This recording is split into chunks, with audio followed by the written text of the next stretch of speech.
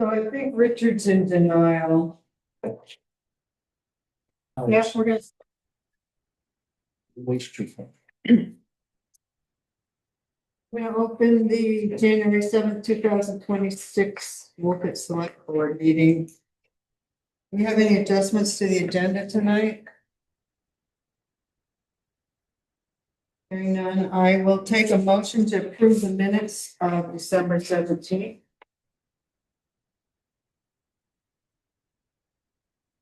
I'll make the motion. I'll second. Do we have any further discussion? Minutes?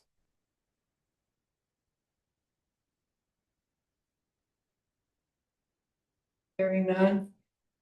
All those in favor? Aye. Opposed? Carried.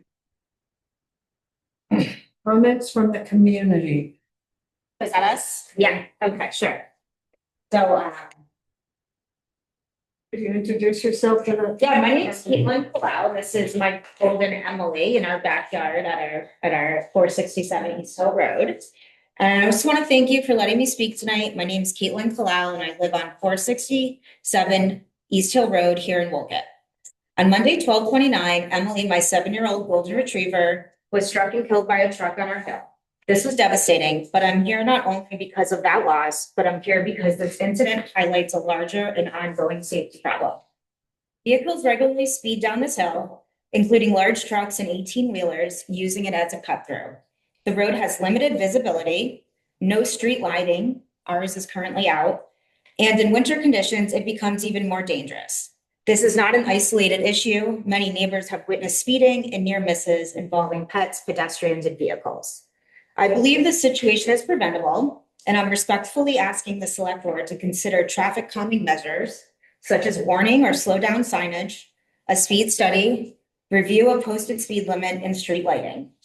This is about protecting residents, children, pets, and drivers before another serious incident occurs.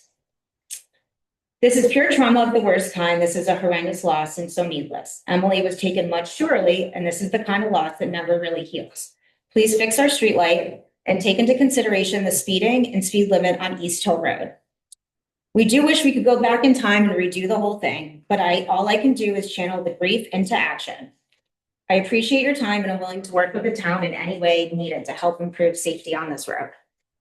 Thank you for listening. We're very sorry to hear about the loss.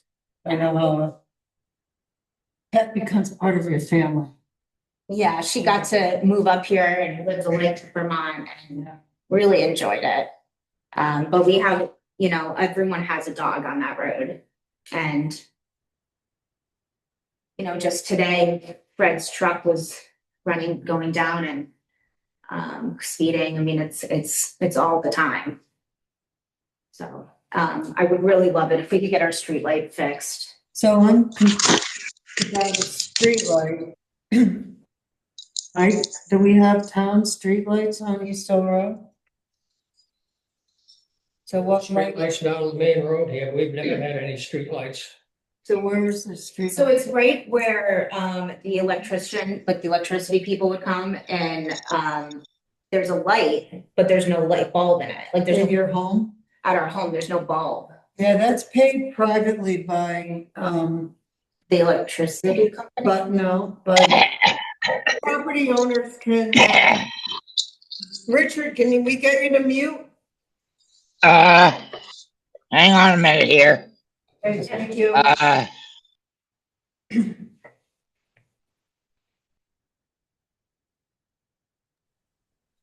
that was a. Can you hear me? Ice Yeah. falling down or something. It's crazy. Oh, yeah. So typically, property owners can request from Hardwick Electric a light to be put in their yard or something, and then they would pay for that.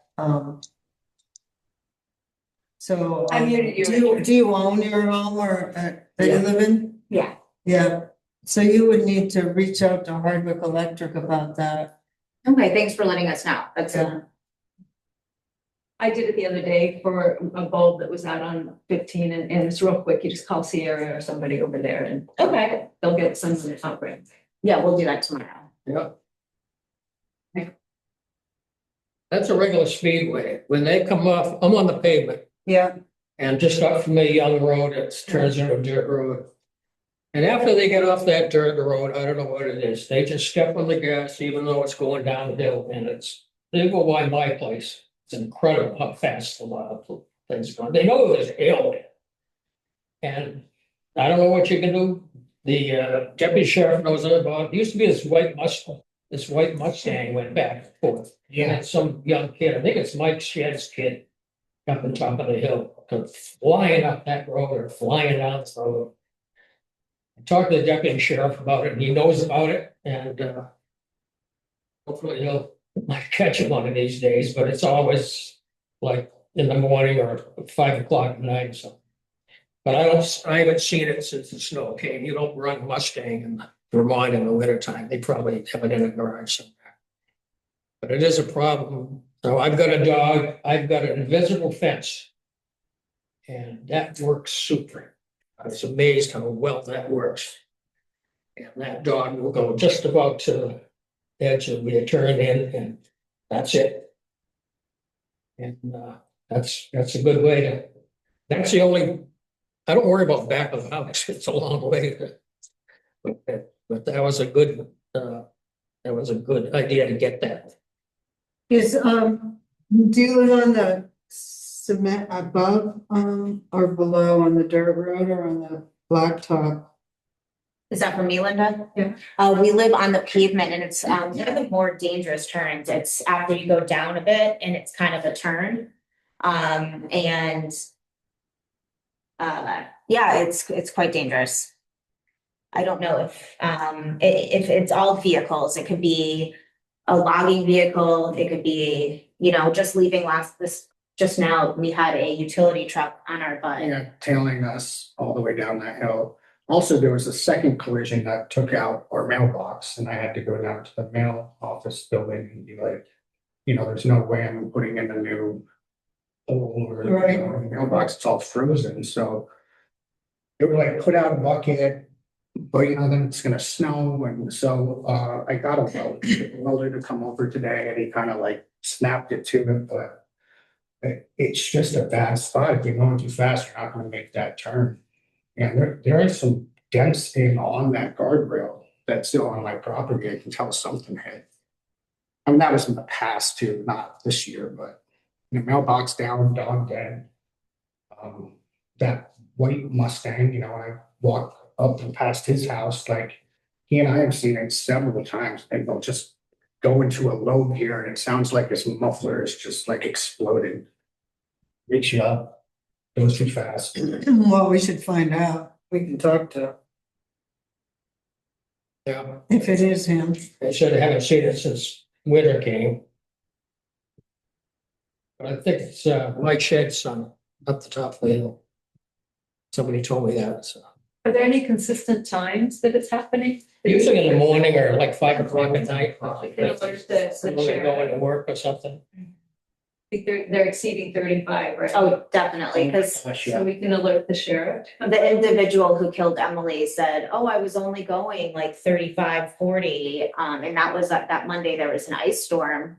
He was an 18-year-old unexperienced driver with a far too large truck. So, you not taking precautions for his own safety even and an icy road.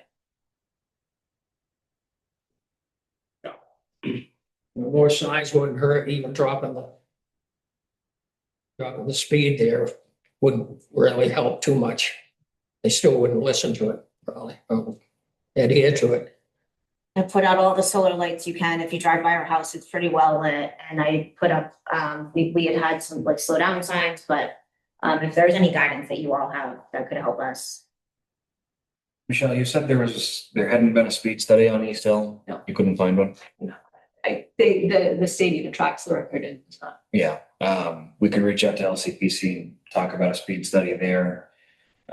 Once there's a speed study in place, there are some programs that do, and I'm sure you guys have seen them, but the co-located flashing speed signs, right? So you put the speed limit and then the radar sign. Mhm. There's a bunch of studies that show that makes an impact.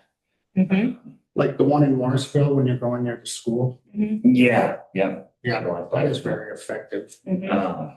we could look into seeing if we can find the grant money or I know there's a program with LCPC and I don't remember the details, but Some of those are solar lights, aren't they? they are, yeah. They're all solar lights. Yeah, you can get the hardwired ones, but That's a fact, yeah, someone's gotta pay for it. right, so if we could find out how to get a couple of those placed. I mean, we also live on a big ravine and it, if there's gonna be one time someone's, gonna go down the hill. But the 35-mile sign just below our place as it starts to drop down, so that's probably the perfect place to have a sign. And now that we know what goes on, we watch, like, is that person gonna brake as they go down the hill? And like, there are some that do and some that just weedy, going up obviously is different, but going down, you shouldn't be putting the gas on the pedal. Yeah, especially from the washout that you had from the flood, like, oh my gosh, there's like a huge Yeah, washout. looking over there, but went over there. Yeah. Guess they did once. A hay truck from Young's. That's amazing, I went over. The bank. Tell me again what time in the morning? So if I live there, approximately what time that vehicle travels in the morning? 8, 9. Yeah, around 8 or 9, yeah. Well, really see it more at night. You come out the hill going just as fast as more. And louder.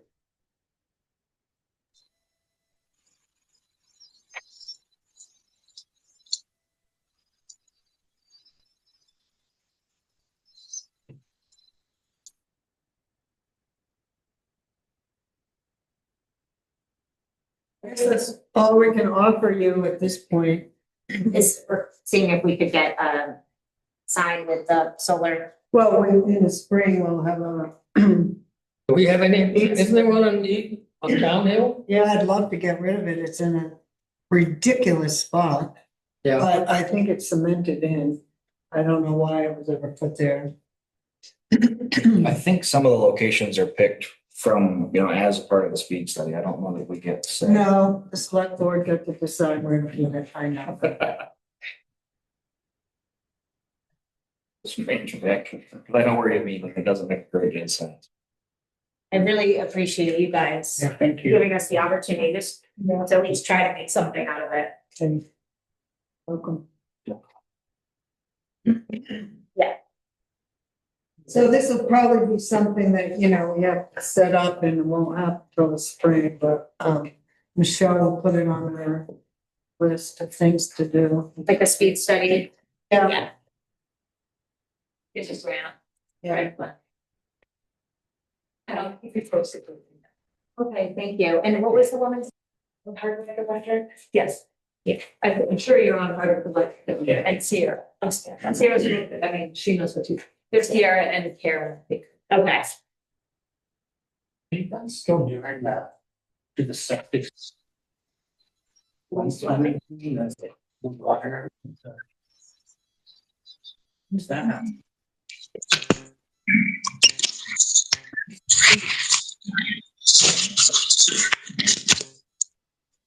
The two-lane bridge at the same time, and it's running March through September. The bridge, The bridge. but not the waste. Oh, and it's the wastewater then.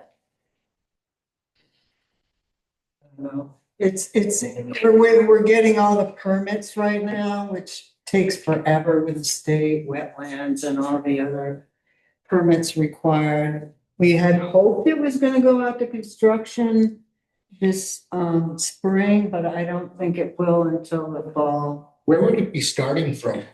It will be starting from Grimes gravel pit. And it will go along Route 15, a couple houses. I don't know if you know. It'll go up to where Claude Cross was.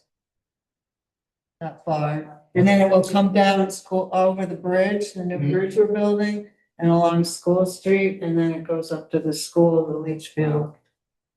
Project.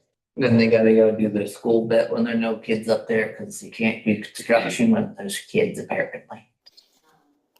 So right now, it's all getting all the permits in order, and we have to get all the easements from the property owners signed before the final 100% engineering design is done, and then once that's done, we can put it out to bid. Do you still get the grants I heard about? Yeah, That's good. So that will create jobs, right? In the town? No? the wastewater won't, but I'm hoping the opportunity of having a wastewater will. I mean, we see one across the street in MSI, they have a big, what are they doing, cider? I thought it was something. They backed up into the guy that has the They fish need place. more. You smell the septic in their faucets. Deep brew or temp, like. I thought, yeah, it was temp brew or something. Yeah, they're working on this afternoon, so. It's got a huge wastewater, it's got, it produces a lot of wastewater. But, things like that can't happen unless you have wastewater. They had a visit for 2 weeks.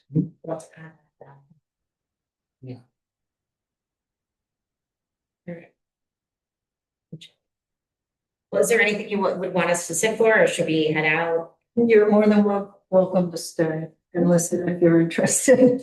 I got enough deal. Yeah. See you next time. Thank you, Mike. Those ones on YouTube later, have trouble falling asleep. I'm sure there's better things to watch in my lifetime, yeah, more happier moments. Thank you all, I really appreciate it, you were so timely. It's nice to see 32 degrees. It is. Thank you. We need Sorry to to hear get that. that snow off the roof. I brought them with me. You guys have your ashes, yeah. You're gonna look at a Fairbank cafe, it's been 40 below for weeks. Oh my gosh, so There's nice. no entry. Luckily, We don't have money in the world. okay. That's I've lived there for 17 years. yeah. I saw 62 below. See the 7-year-old. That's why we're also very. But there's no wind. You end up there, there's no wind in the winter time. Tori and Seth, I see that you're with us tonight. I was just curious, if you were doing a presentation. We had just joined to listen in on the budget discussion and be available for any questions that might come up for Okay. wastewater. Okay. Well, just, thank you for being here, and we'll work on the correspondence first, and then we'll move on to the budget. So we received our 2025 equalization study results from property valuation and review. And they are telling us our fair market value for our property is 84.15% of fair market value. That's what your properties are. And our COD is 24.08. COD is not supposed to be, so that means it's way off. That means there's a real fluctuation in values between properties. Say the 84%, we're up from last year, we were in the 70s last year. Yeah, they do it differently now. Yeah. Well, the common level of appraisal is 59.18. Oh, no, so we are down. But then they do this statewide adjustment, which brings us up to 84.15. Okay. This is something new that I'm not so familiar with. We will be doing our reappraisal, 27, they pushed us off a year. We received our communications assessment. Well, Sheriff's Department. And then, so last year was $41,020. This year is going to be $42,482. So they were able to keep it down. 3.56% increase, which is good. That's what we asked for, didn't we? Something like that. Yeah, we asked for one that became a half, that's pretty good. And the patrol budget, went up 3.5%.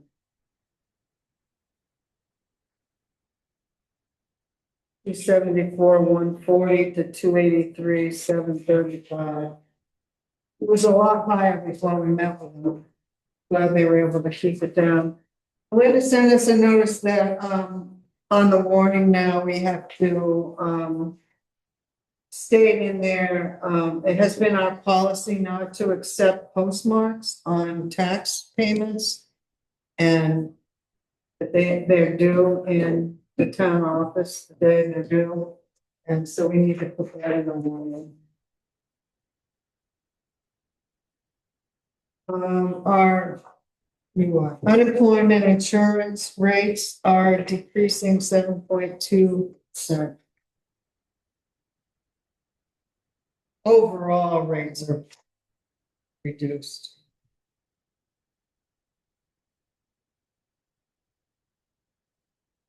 Memorial Courthouse has done their budget. Is this just the preliminary budget or? Yeah, Their final budget will not be approved until January 15th.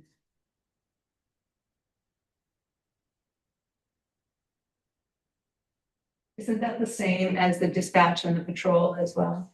Those are final.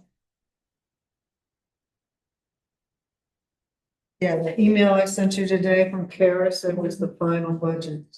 It looks like our share is going up $1,726 for the courthouse. You don't have to say in there. Alex wanted to let us know that, he's giving us an update on the road erosion inventory that we hired in the planning commission to complete. They've done a small amount as shown in the image below. The reason for the delay in this work comes down to the amount of work that went into the Act 181 mapping this past year. Once the snow melts and road crews have had a chance to do their spring cleanup of road, LCPC will be out to inventory the remaining segments. I can pass that around if you're interested in seeing what they did. We have a survey here from the United States Conference of Mayors. Well, that's the May, I guess.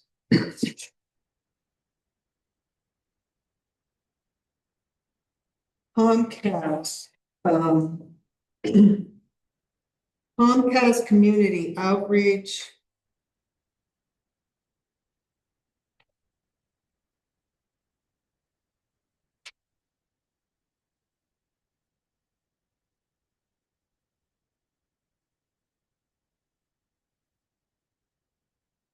There is a VLTC events in January, town meeting warning and article.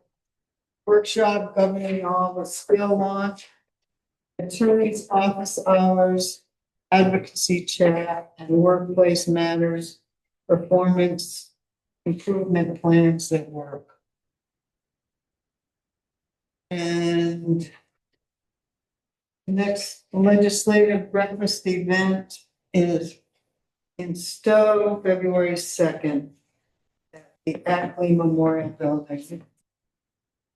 Anyone wants to sign up, I'll pass these around if anyone wants to look at it more.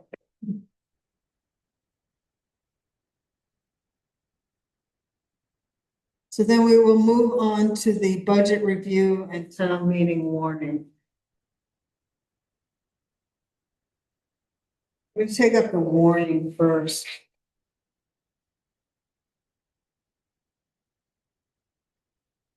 So we need to decide, what is gonna go into our planning share? One big question is, we were asked not to put the sheriff and the communication budget in the warning. Board feels it was an ask, whether you want to put it back in the budget or leave it in.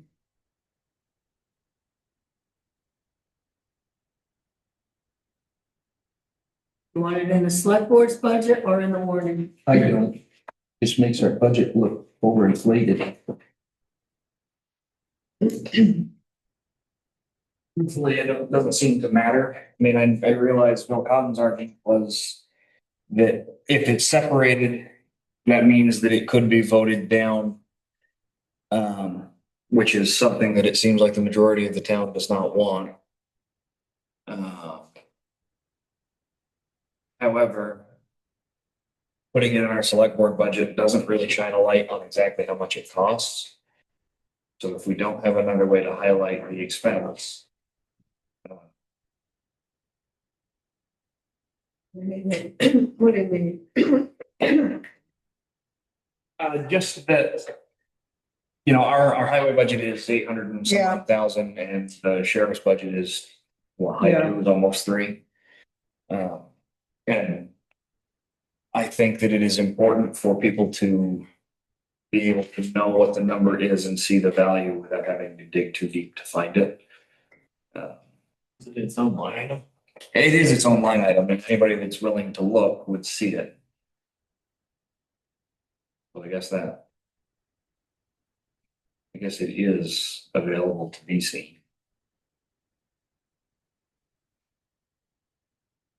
I mean, it's something we don't have control over. That's why I feel it should be out of our budget.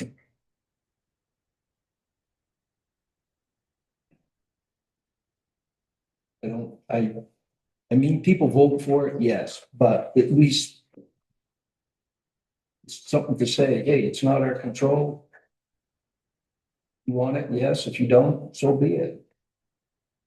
Do you have any opinion, Richard, on this, whether we should have the sheriff's patrol and communication budget left within the select board's budget?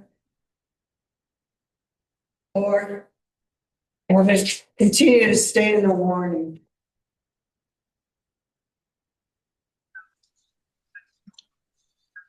I'd say with what we have. Okay, keep it in the warning. Okay. Yes. You want that, Alan? I'm good. Okay, As long as so I guess we will keep it in the warning. The other thing I wanted to talk about for the budget, for the warning was the, parking lot downtown.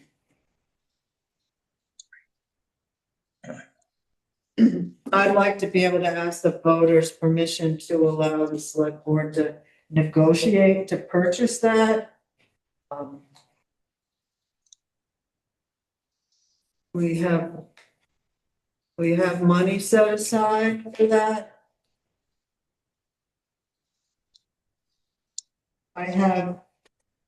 So the comment period isn't over yet for the, phase 2 design or cleanup, but, that should be ending soon, and Michelle and I have talked with Champlain Oil.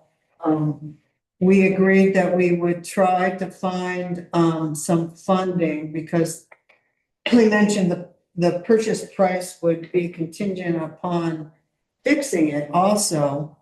And so we've reached out to someone who's going to help us try to find some funding to pay for that cleanup.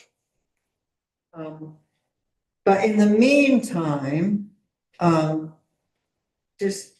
we need the voters, rather than having a special meeting, we have to ask the voters to authorize at least, going into negotiations to purchase it. so it's not a bond vote because the money is already earmarked. Right. No, it won't, the money won't show up in the budget. It won't be a budget cost.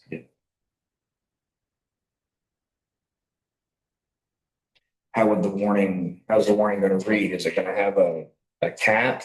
Or is it just going to allow the select board to negotiate?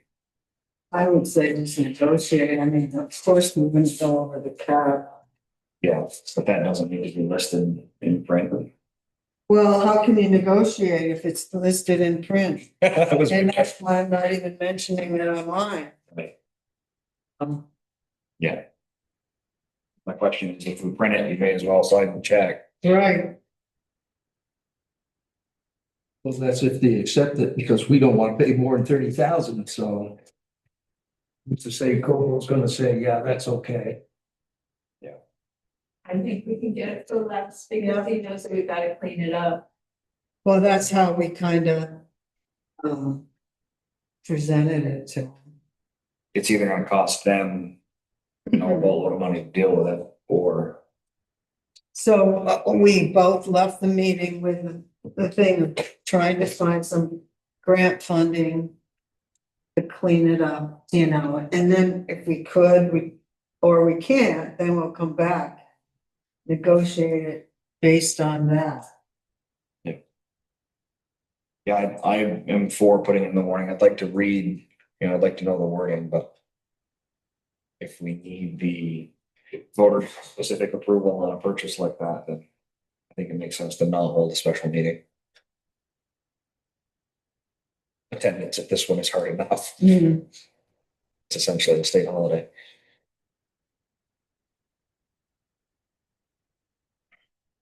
All right. Do we have anything else? Can you think of anything else, Michelle, that we need to ask the voters for? I got nothing.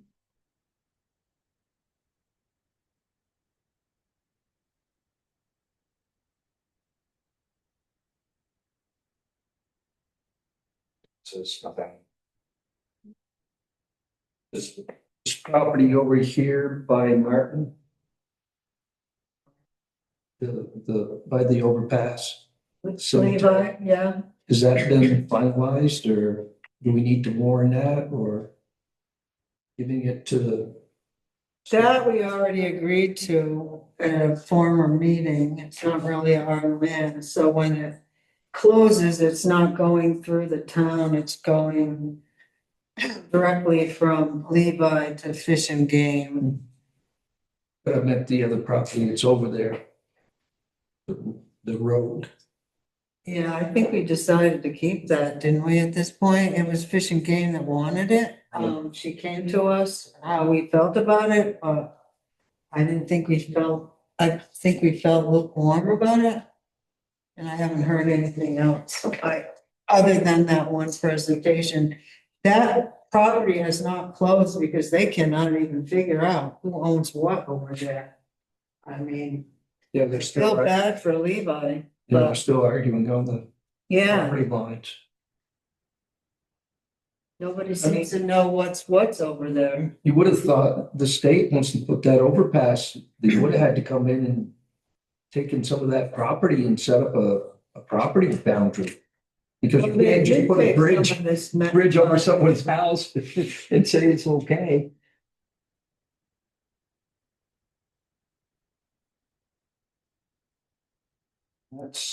That would have set one of the boundaries, but the other ones.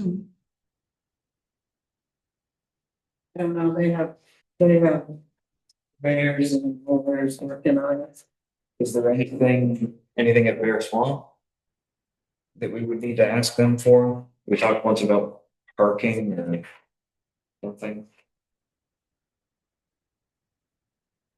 Only if we need money, we don't have to ask them, we'd include it in our budget.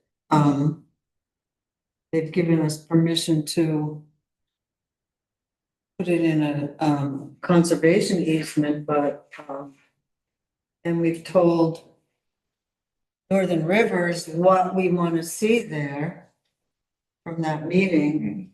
I've sent him the deeds and all the stuff he wanted. I haven't heard back.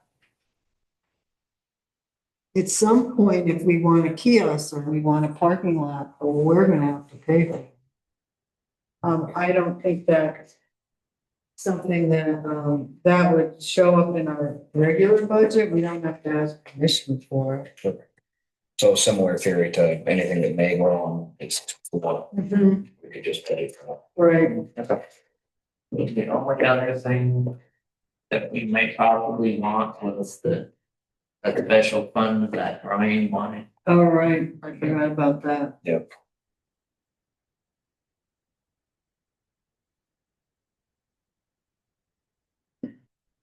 So what are the laws surrounding the capital fund? I mean, if we're talking about a doomsday preparedness fund,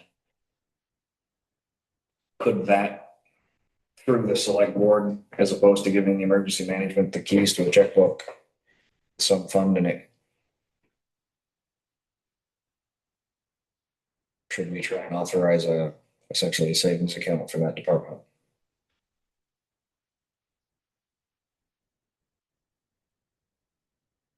Well, we talked about, we really need to set a policy on how that money's being used in there. You know, it should be used for like big capital improvements that are like over $5,000 or $10,000, you know. It shouldn't be, in my mind, a slush fund. It's saving for new roofs and things like An that. unexpectedly dead town truck. Right,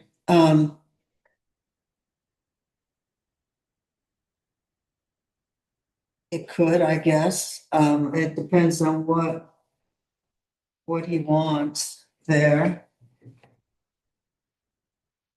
I'm of the belief that with the appropriation, it doesn't need to necessarily be a revolving savings account.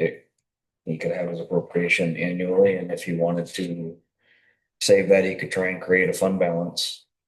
Right, I mean, Yes, you could do that. that seems like the less complex way.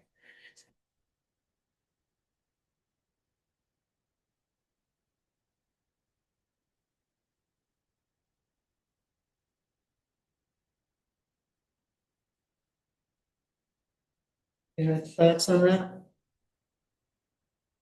Having him do the savings thing would make sense, yeah.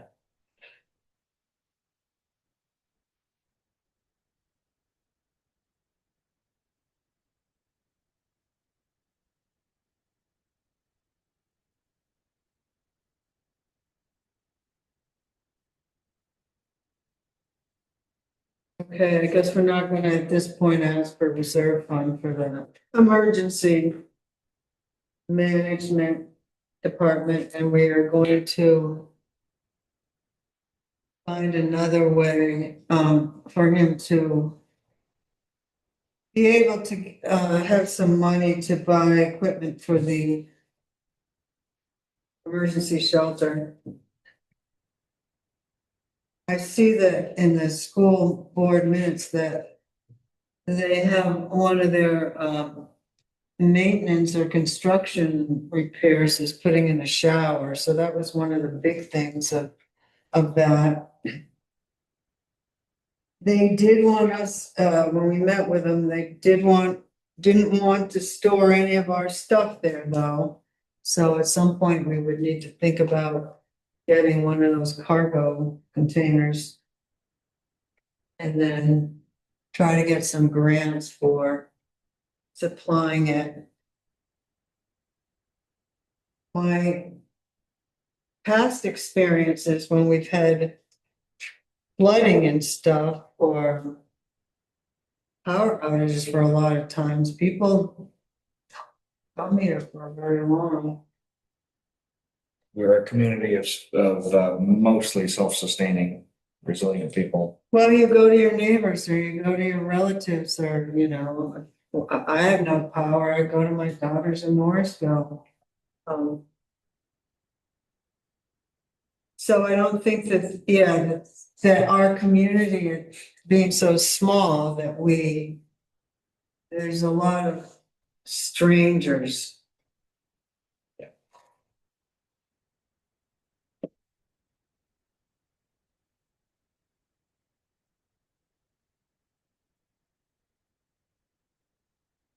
All right.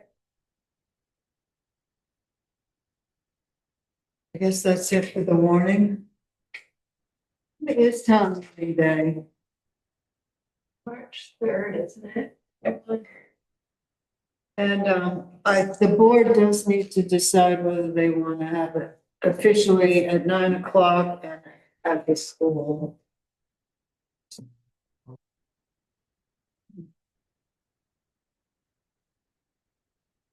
Do they, you fine with 9? Need a formal motion? I think it's still. Yes. What would you like it to be? I make a motion that we keep our historical town meeting time and place, 9 AM at the school. We have a second? I'll second. Okay. All in favor? Aye. Opposed? So carried. Just a second.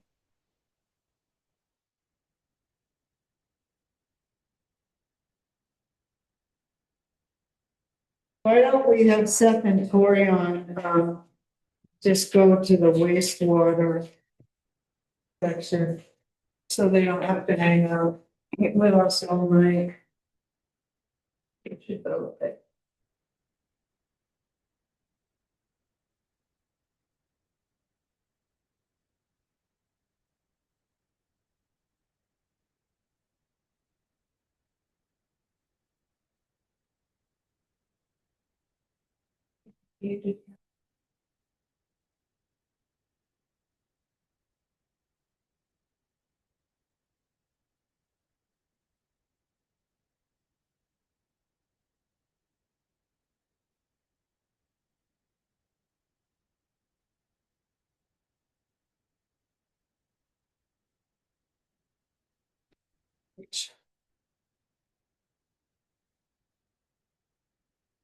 I did not print the budget. Did you need me to? Well, where was the wastewater section? Did we add it? Yeah, it's down at the bottom. It's just under before Wolcott Arts Collaborative, so we have the municipal building. Did you give it to us somewhere online? Yeah, it's in the same document, you just have to go into that same. You have links to that document. I don't know, I don't have anything I can bring to my meeting to. If we got a copy, we can have Dolan put it up on the screen. Well,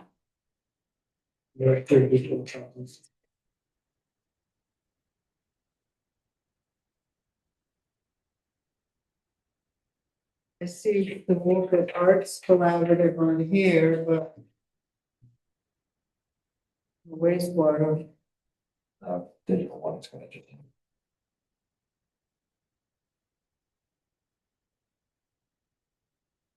I think we all need our own laptops. It's like we're meeting. And we should all have our own Gmails and it'll become I can't print from here, so Gemini subscriptions. Can I just share this? Oh, I probably don't have the sharing missions to give it to Dolan. I have You a. logged in, you could. You can log into the meeting. Huh? You can share it, right, Look at that. Look at how complicated things are. with Zoom. You need the meeting ID? I'll just go to my select web page. Okay. Believe it or not, we're on the Wolcott. Huh.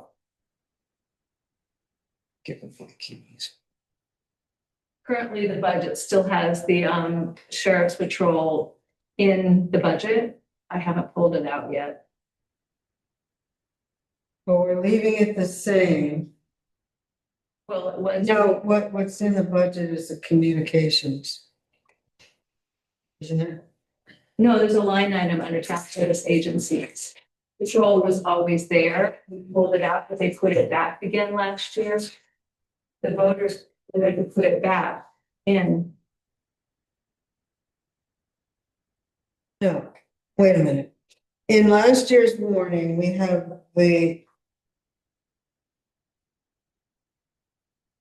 police service, the patrol budget, Yeah. Article 4. It was separated and then the voters voted to put it back in. I don't, where are the minutes? I don't recall that. They're in, I don't know, I thought the city voted to put it back in.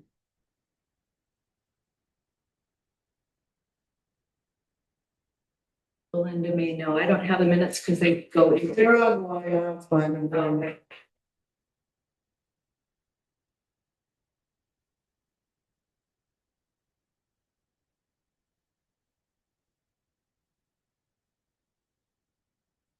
Okay. Might increase the size, go up to like 100% and go to 125 or something. Simplify matters.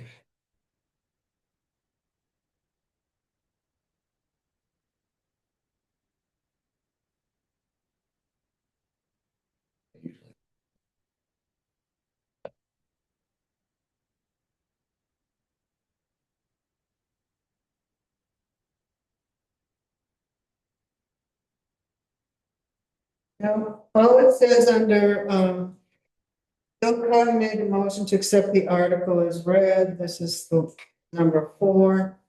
Bernard seconded, and discussion around health insurance increases. More officers, higher premiums, voice vote, pass the article. Under to transact any other non-binding business. Bill Cotton asked the voters to vote to tell the select board to put the police service amount back in the budget, not have a separate line item.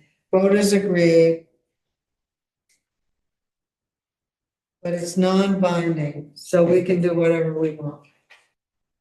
Okay, no, I was just saying, last year, it's in the budget, so I had put it back in and I have not yet pulled it out of the budget that you're looking at yet. It's still in the line still. So when we see this. So we want communication in the select board budget. We want the patrol. I got that. That's what I'm saying. Yeah. Control was put back in, right, so they access to last year. So for the, I put it back in and I have not yet removed it. Okay, It's still there now. Okay, so when we see this big number down here, it's going to include the, whatever the line item for sheriff's department is. Yes. It'll be listed separately. Yeah.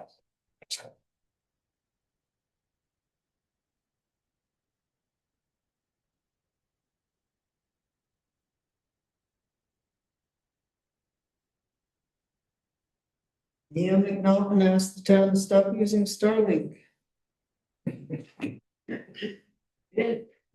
Well, All right. Back to wastewater. So can you see that, Seth and Tori, does that look right?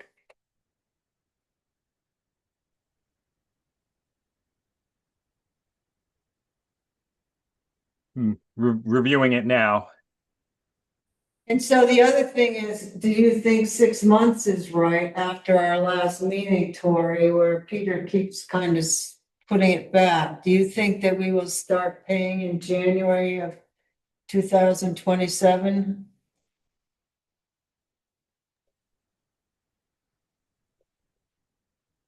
It still depends on how the bid process and contracting works out. If they are able to hire a big crew, then there is still a possibility that it could be operational beginning of next year.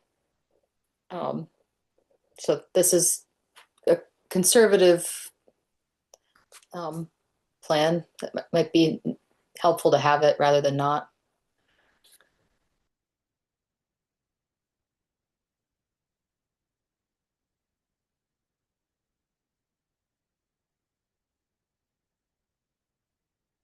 So the cost, 6 months cost for the municipal building is 4,970 something.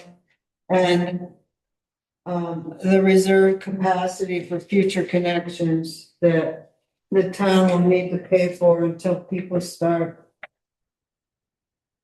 drawing off that, or if the town wants to have more capacity for what they're doing. So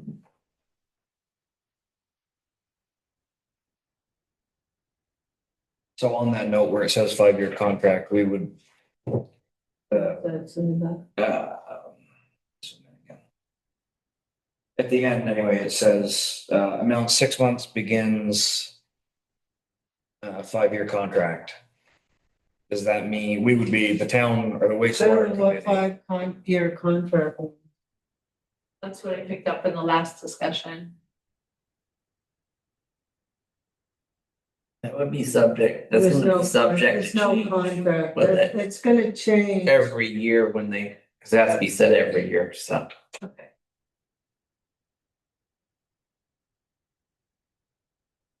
It actually go down if more people connect too, so. Well, that was my question is, Yes, are we locked into that for 5 even if we sell units? and like MSI is negotiating with Seth, on the usage and wanting more because of that building they're having problems with, so.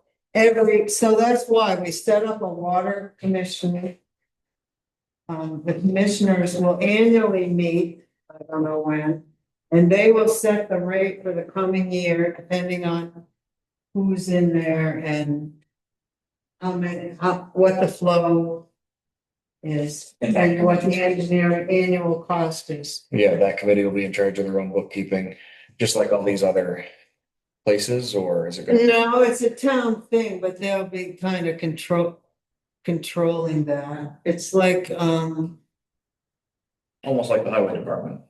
I mean, they're not gonna have their own bookkeeper. No, I just Yeah. mean that, They're gonna set the rates, they're gonna oversee, the person who's gonna do the annual maintenance and the testing and so forth, but, the town will be billing. Collecting. Cause it's a town thing.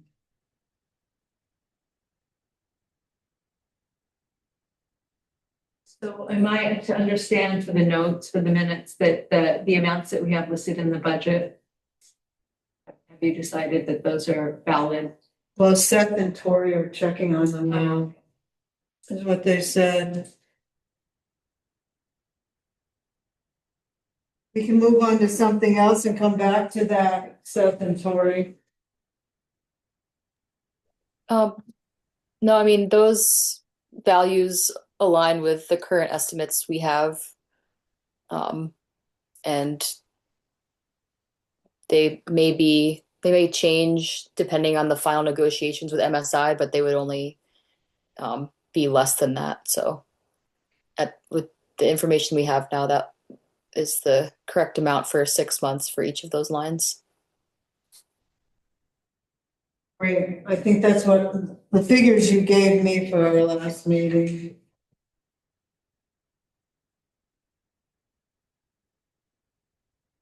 Okay, thank you. We'll plug it in. Welcome. Have a good night. To. Thank you.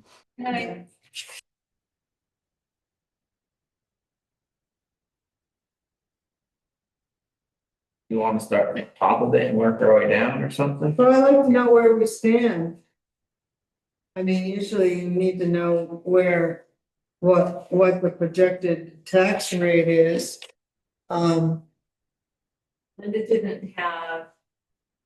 Oh, wait, she didn't have the designated funds or the fund balance total yet. She said the auditors are still working on this and she talked to them Monday. Well, I doubt there will be any fund balance. For the flood and the way things are going. What was the other one? And, we don't have any designated funds. It'd be zero then. Yeah, we don't. We've taken that out of our ARPA money, but there is no more.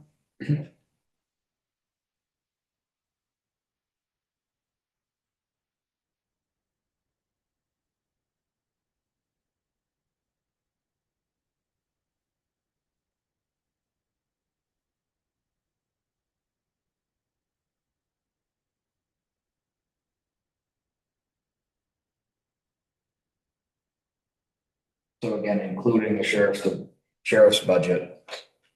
Are those numbers the most recent numbers in? Including the sheriff? Everything in red has been finalized for the most part.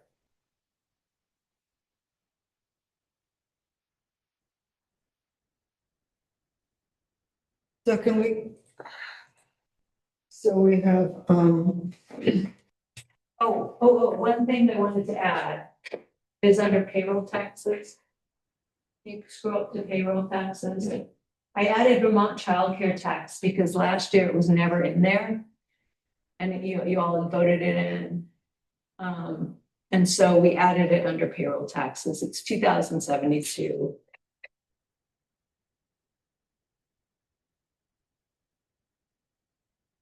could you tell me what the end balance is and what the sheriff's amount is, so I can subtract it and see the difference of increase from last year?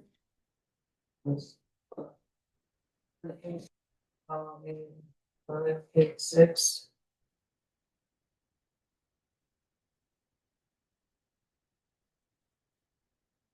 And where does the, I think, Michelle, correct me if I'm wrong, but I believe this 1787 also includes last year's sheriff's. Where are we? Down here at the bottom under the totals. well, go to that line item and say, where is it? Right there. No, you passed it. 1787 included last year's sheriff's, but it didn't we had the wrong amount for the patrol, for the dispatch. Okay. If you go up to dispatch, you'll see the discrepancy. It was budgeted at 18,700 and it was actually 41,020. But,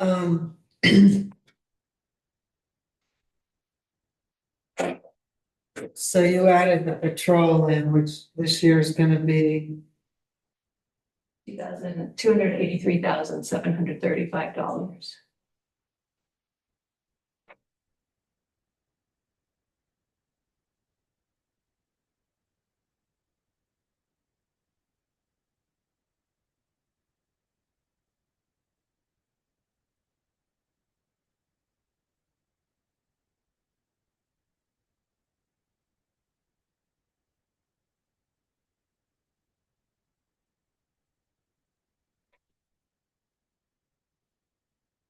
well, taking that out, that's an increase of $93,929.14.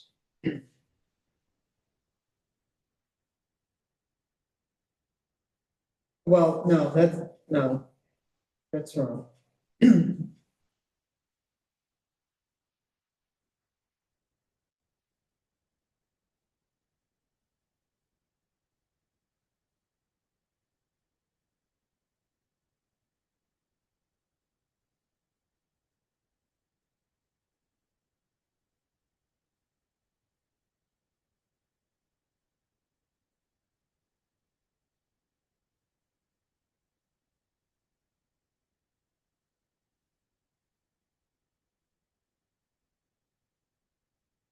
So that comes out to be 1,607,600, which is actually, we don't want for. Note the difference between last year's approved budget, including the sheriff's department, even with the mismatched dispatch budget, that, what was that, a $20,000 discrepancy? We have gone up total $103,291 on all departments, including the sheriff's budget. 30,000 of that, 20,000 of that is in the immediate dispatch error that we corrected. And then everything else accounts to 70,000. All of the other line items, all the other things we've talked about. And without going through and seeing the percentage increase on everything, but sheriff's budget has gone up from 294. This 349 is accurate. I'm sorry, 274 to 283. 283. So their budget has gone up another 10,000. So 3.5%. yeah. And so did the dispatch. Yeah. So looking at those things, we had 70 that we had increased. 10,000 is patrol budget or patrol budget.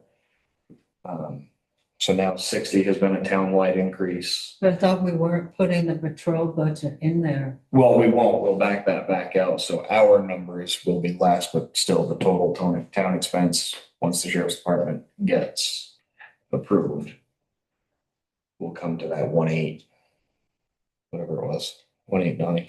And the labor may go down, health insurance, I don't know, may go down. Right. Not enough to make the budget go down. Insurance may. I mean, you need to take away, so. Where's that thing? Where's that folder? Correspondence. It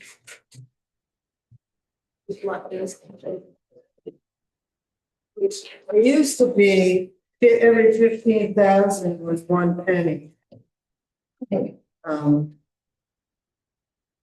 Where I bring this, it's on here.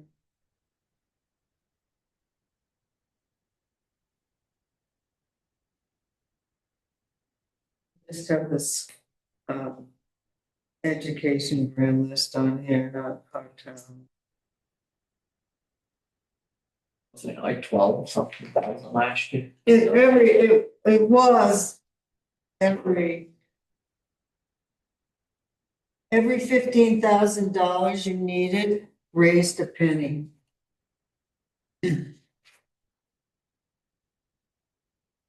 So if we have, But I think It's our action. grand list might be a little higher. even with budgets, I don't know. What killed us last year though was the utility thing. oh, yeah. That killed us by 2 million. Have we heard anything? Is that something? I mean, That's still, have we received that report yet? I haven't. I don't know if we'll get a report. What do you mean? I didn't know if they do that annually, like assess. That's gonna be the new thing. New way of taxing. But they are gonna be taxing more. They're gonna be now taxing everything on any pole. And Sam learned that yesterday on the webinar. Changes coming down. I guess we just can't predict it. At this point.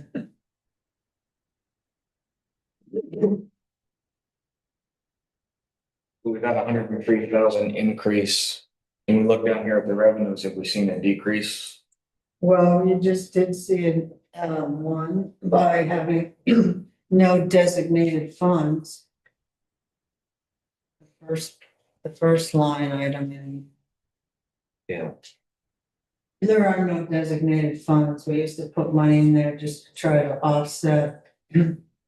Whether there'll be a fund balance with all our FEMA flooding stuff, I'm not sure.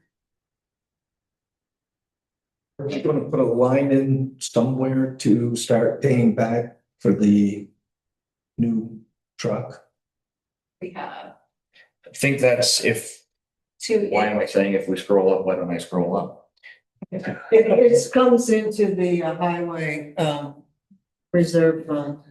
Yeah, and if we can, if there's any, I think, did we propose that if there's anything left that we put that in to the highway reserve fund from the highway budget? I don't know. No, we didn't. No. We talked about it. I know that in this year's budget, we wanted to bring the equipment replacement fund from 120 to 150.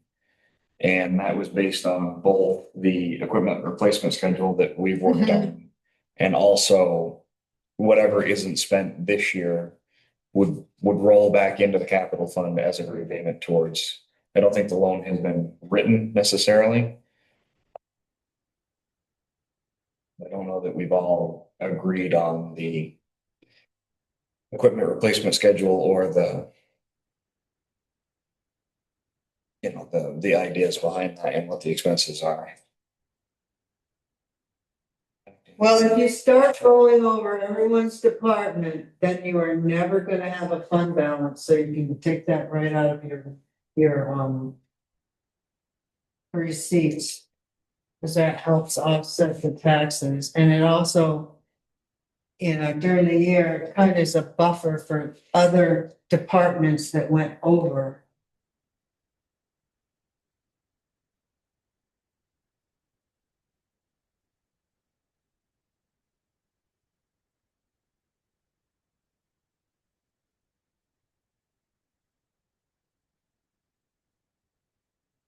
All right, I guess we clean up where we stand, maybe we can just do a quick run through to see where we think. Just an update on the kennel costs. Nikki is still trying to figure out if she's still trying to figure out the permitting. Alex from Hyde Park said that they are looking as a collective at Sequist Animal Hospital. They're real interested in using that as a rental kennels or as a boarding kennels, but we don't have any specifics on it. So Nikki's still very interested. She's just got to figure out permitting. State law or town law? State. So that there's no permitting for town. Yeah, it's in the table of uses. I just don't know I don't know what it's on as, whether it's permitted or conditional, but worst case, it would sit before the DRB.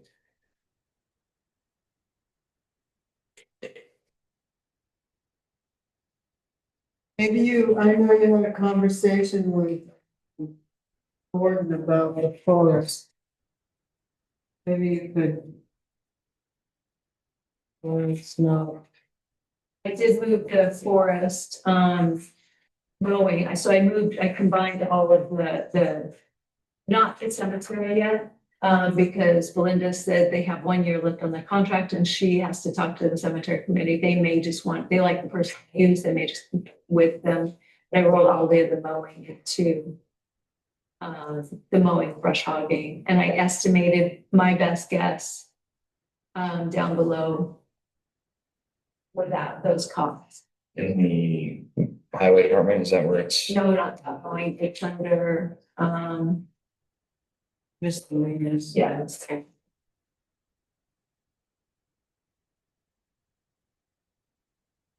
just, I had to do some really rough estimation of acreage. Yep. I have all of that I can talk about later if you guys want to look at it now. But you do need to decide, it's probably a good time to decide if so I included, Dawn, do you want to just pop that up? Okay.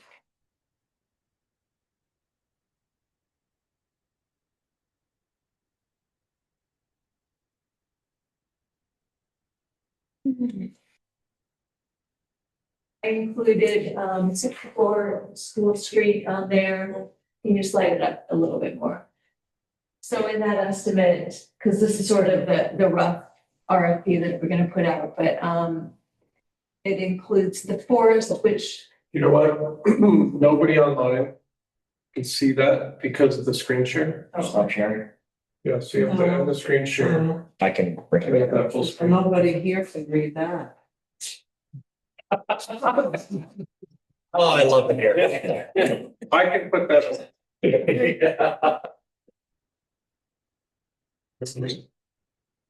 anyway, I added what we discussed prior and did my best to estimate it. And Gordon got back to me and said that you can read up there exactly what he wants done. He wants the Mobius Trail mowed. Actually, we talked too about mowing every other week instead of every week. So this bid would be based on every other, unless y'all change your mind. And then, so we've included the forest and everything but the cemetery. And we also I included the North Wolcott athletic fields, just in case, as a brush hog once a year.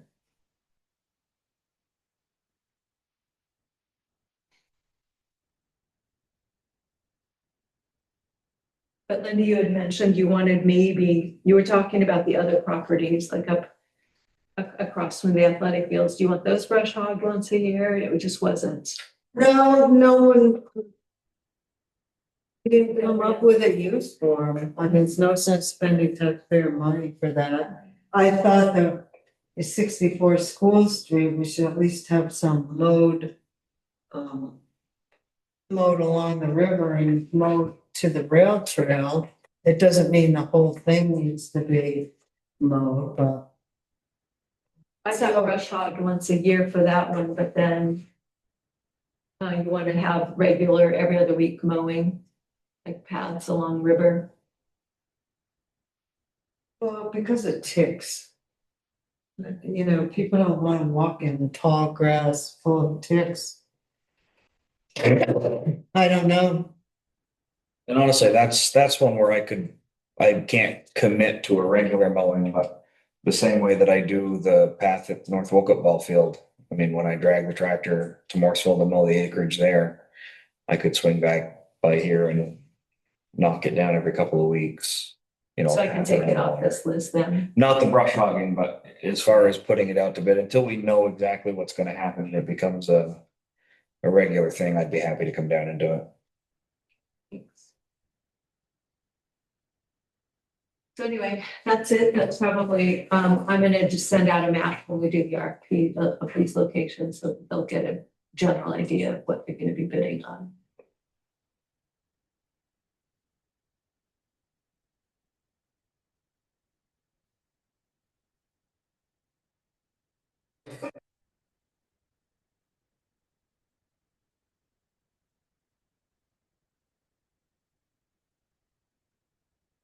And then we did roll over the phone, the Lister phone and the town office phones and the garage phones into the IT budget.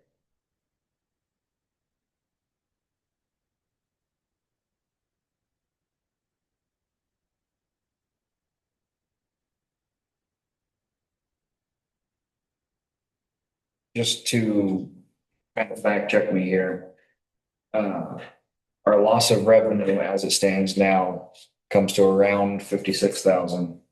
Our overall, again, including the sheriff's department increase is 103. So that means that we're looking for 159,000 roughly dollars. Well, to keep it even, I mean, Right. it's not practical to keep it even, but 3.5% is, It's just under 50,000, right? Ish. So we're trying to find a way to come up with about 100,000 in order to make the increase palatable. I think we'll find it. Did you calculate, is that over and above the 3% factored in fees? No, right now the increase stands at around 159,607. If 15,000 in increase equals a cent, then we at 3.5% can afford a $50,000 increase. Okay. No, and the other thing to bear in mind, and I can't believe these words are going to fall out of my head, but we have also increased what the town is providing a great deal. I mean, I feel like there's a lot more assets available to the town this year. You want to elaborate on? But just that and again, I can't believe me of all people, I'm going to say this, but you know, the highway department is better equipped. And shouldn't hopefully have any giant expenditures in the next budget season. We've got a wastewater system that we are budgeting for paying, you know, our annual portion of the dues. The town forest exists. We are talking about trying to maintain all of these buyout properties and all the other town parcels that we own. We have a new arts We've collaborative. got the new arts collaborative. Our emergency management is, I feel like, has kind of become more serious.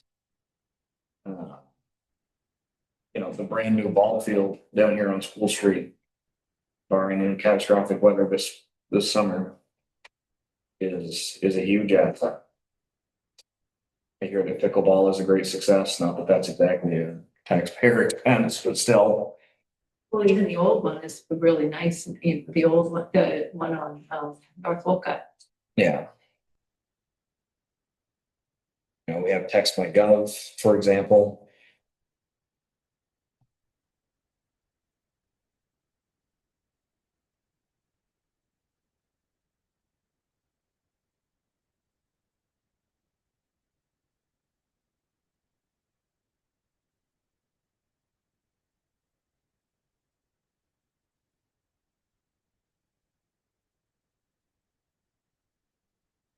That and also, if last year was a different year, there'd be more funds to buy it down too, but last year was kind of expensive. And we still have, I think somewhere there's debt service for the loans that we've got out while we wait for FEMA.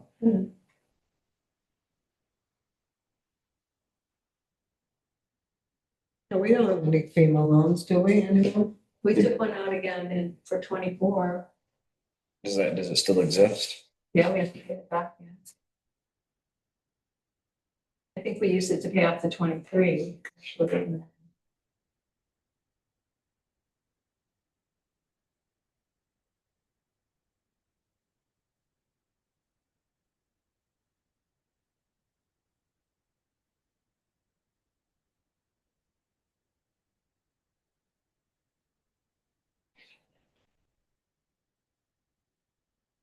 Does Gordon have any concrete plans for his site infrastructure, that $5,000 he's looking for there? Is there anything specific outlined? Or is it just a request so that they can get the ball rolling? I don't remember. I didn't ask him about that, and I don't remember from his presentation.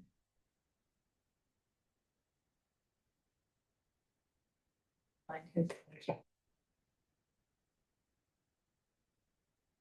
think last year we settled on 2,500.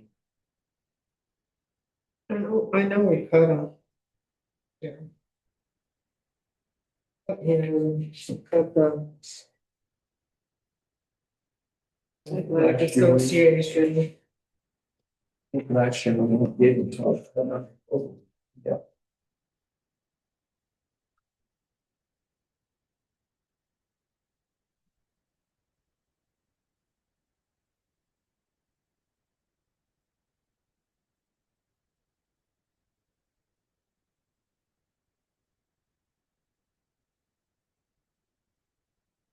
The paper one that he presented was last year's. I think I have some handwritten notes. Last year we gave him 5, or he presented for 5,000. And this year he was asking for, it says site infrastructure, signage, gates, barriers, kiosks, consultation and planning for trails, erosion mitigation projects, miscellaneous expenses for trail development and maintenance. That's the 5,000. But still not a presentation of an idea, just a, Not that I don't recall. I didn't recall one. And he didn't say how much trails mileage or whatever he wanted to add. Right. It's, we never did, and we probably should consider the more trails you add. I mean, it just adds a lot of, we still have to figure out how they're going to service those trails when we have an emergency.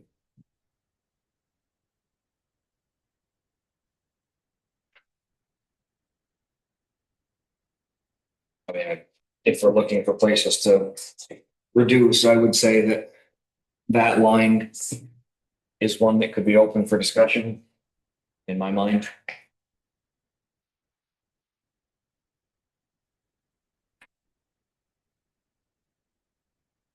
I mean, we haven't even seen what he's gonna have for a cost already on what miles he has, the 5 miles already accomplished. Right. I see. cost on the existing trails? Right. The maintenance. Maybe volunteerism.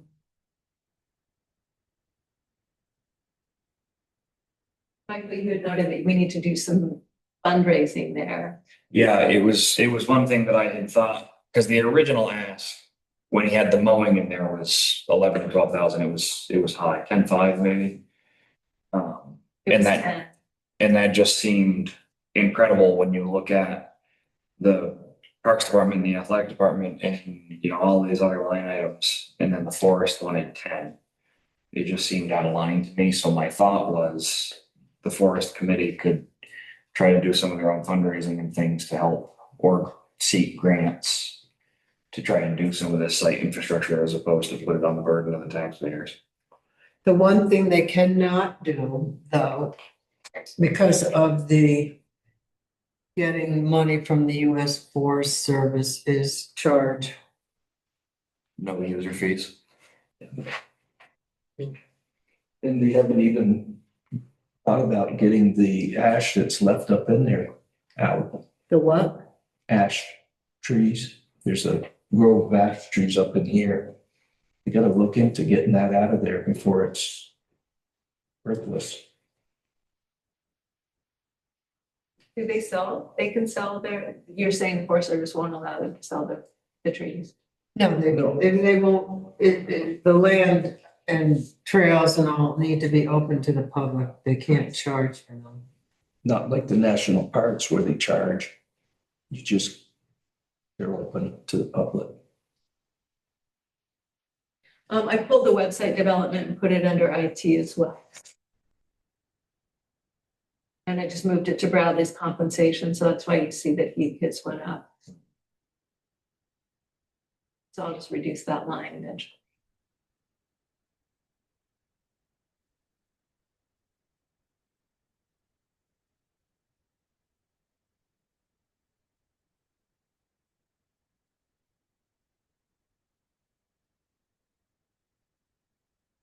I mean, and I feel like we have, So his total is 5,000 he's asking for? his total is 6.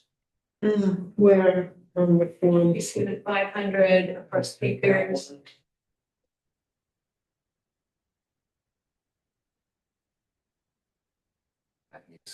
$500 for public events, website development.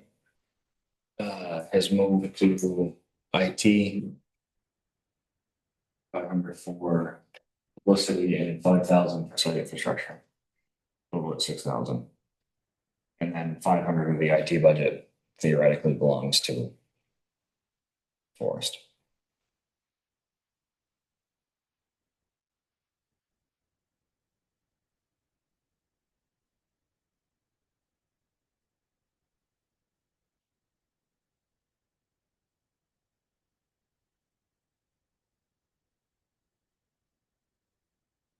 I'll admit I haven't been to any of the forest committee meetings. I have no idea what the usage is like. I don't know anything truly about it, but I know that the rec department, the pickleball, the recreation group is combining with them and having snowshoeing on Saturday, the 10, through the trails. They're meeting together as a collaborating.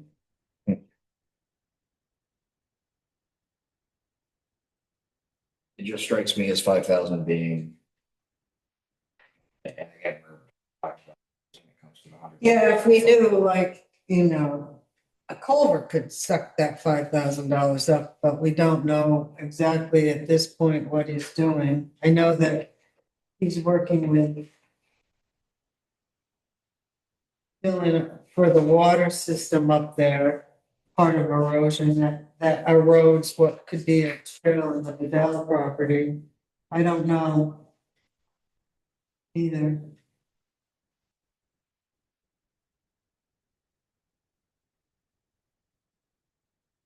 You want me to ask him? Well, yeah, I think I would ask him and tell him we have a little bit of concern at that amount of money and that,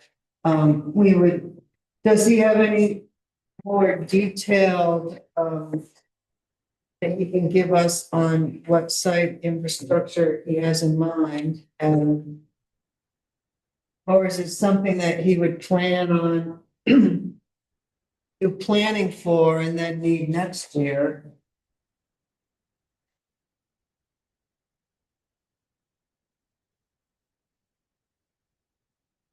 I mean, are they gonna take a break or are they gonna start working on trails ASAP? Well, I don't know either.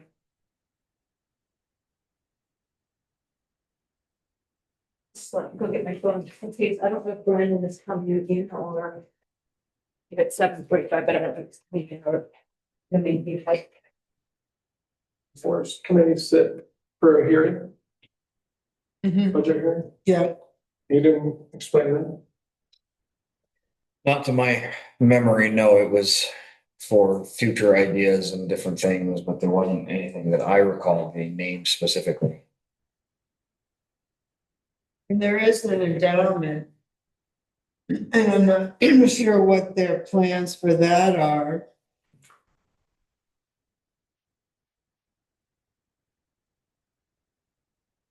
Oh, they do have down it. 37,000. Yeah, it's my feeling that Buy an ATV. it's my feeling that 5,000 should be reduced unless we have a specific goal in mind. I mean, I can see them for the signage by the Wickham Ardell area. But I don't think you're gonna spend $5,000. And I don't remember seeing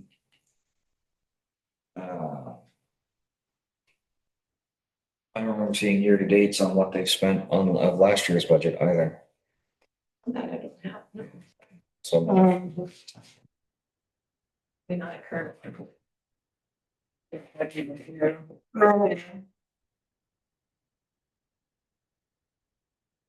December 17th. one second. Yeah, that's my.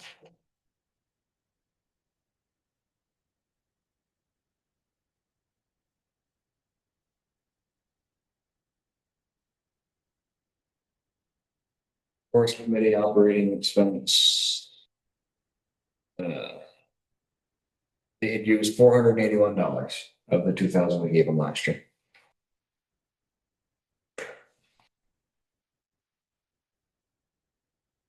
Are they carrying that over? No, we don't like to carry I things. was up. asking, so it just goes away if we give it to them? Well, they have to go till June. Yeah. I don't know what, they ordered signs or something, new signs. I don't know what they're gonna do in the spring. Could use that for a spring and get some of the stuff they want.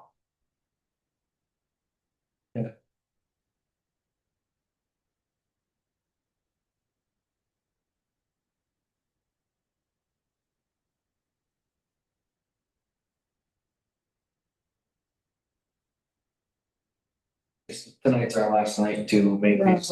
We have one more. No, but it needs to be pretty final. Next one, we should be able to sign it. I think in the sake of moving things along, maybe we just put a yellow ribbon on this one and if Gordon has some specific things in mind and wants to let us know, or maybe this is an area that we could cut if we chose to.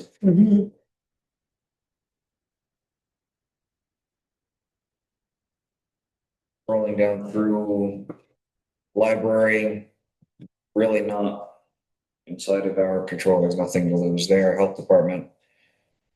Highway, I feel like we've gone through with a fine tooth comb. Yeah, I thought the highway was good this year. They're a huge expense, but It's what people want, their roads. I mean, yeah, exactly. I think it's worth it. I think they're doing a fine job. I think having this IT now is really costing us a lot of money. But people want it. But, you know, this is a new thing that. Well, a lot of the IT expenses are like the NEMRIC and things that we have to have for the. Right. planning. is a major, and we're actually dropping in as far as internet and phone, if once that, we get that going. Or at least remaining stable and getting a better service. Bradley just went up only because he had to do some plug-in, and then the forest. But he hasn't actually increased his fees. I mean, what I'm saying is, before COVID, we didn't have Zoom. We didn't have all this, stuff that. We didn't have the listers mapping. That's really costly, and they keep charging us more and more, and they don't call us back, and I can't figure out why. The CAI. Well, we haven't, but now we have this way overdue bill because they can't tell me why, because they never call me back, so. Yeah, and again, since COVID, the website has gone from, a very basic kind of embarrassing thing to, we've got a great website now. That's a beautiful website. Yeah. Yeah. But yeah, I mean, to your point, having these things all lumped into one spot makes this number look terrible. Well, it's added to the budget over the years, I mean. That people don't wanna live without anymore. Is there anything in there that's a negotiable, anything that we could take? Get rid of Zoom? Yeah, well, it's, I guess Zoom itself isn't required, but recorded meetings are, we gotta do it somehow. Go Google Meet for free. Me. What was our Zoom expense? It was nothing. 19. Actually, no, your note here says that it's only 200 a year. No, that's, is that Zoom? That's where the note is. Oh, it is 200 a year, yes. Sounds about right. It was misbudgeted, and so I was just keeping it as that so that we can get those cameras, but we can change that around. What cameras? Security cameras. We get talked. Cameras. So when people are using the classroom We should, it should be put in there, money shouldn't be put in there Yeah. like that. or No, pillars in front of So you you. want it's not being transparent. So this becomes 200 and we got a line item for Yeah, security. Yeah. Well, because then the voters can have that opportunity to see. okay, so the other than,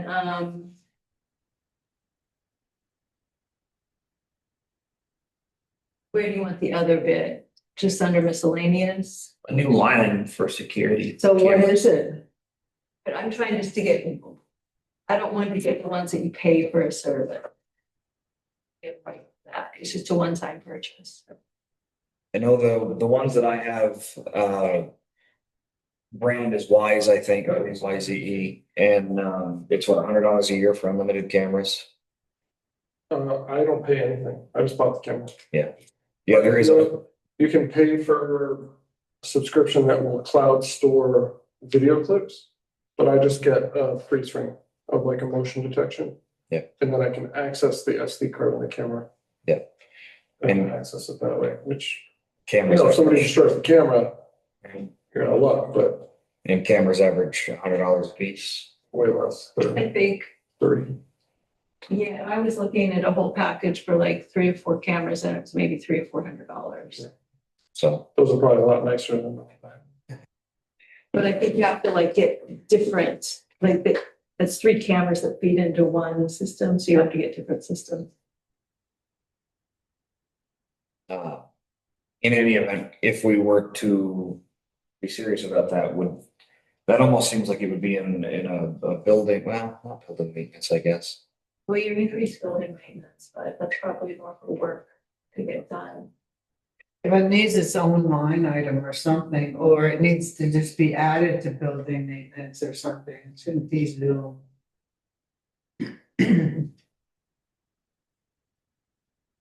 Yeah, but is building maintenance appropriate? I mean, again, we're arguing about semantics here, but Yeah, where's the appropriate location for that? I think IT Okay, personally. That makes sense to me. And at the end of the day, it doesn't truly matter. And I could add a line item or just have software or hardware in there if you just want to add a hardware line item. Because then we can put in money for computers if we need them and things like that. Yeah, that's true too, because it was like pulling hen's teeth trying to get our Zoom computer, as I recall. Pretty nice. It's about time. It's been working really smoothly. It froze on me and Wasn't that expensive? I think Belinda paid for this with Something for her budget. Well, the town computer should be on the schedule too. that server should be, that server sounds really sick. The zoning computer is like ancient history. I don't want that one up here. He doesn't want it upgraded? Anytime you get something new, you have to buy into that iCloud or OneCloud. And it's so hard to turn it off. And when you do, I've just read horror stories that you lose everything once you delete. I mean, it's But he doesn't like, he doesn't want to be in the Google cloud. or cloud services for that.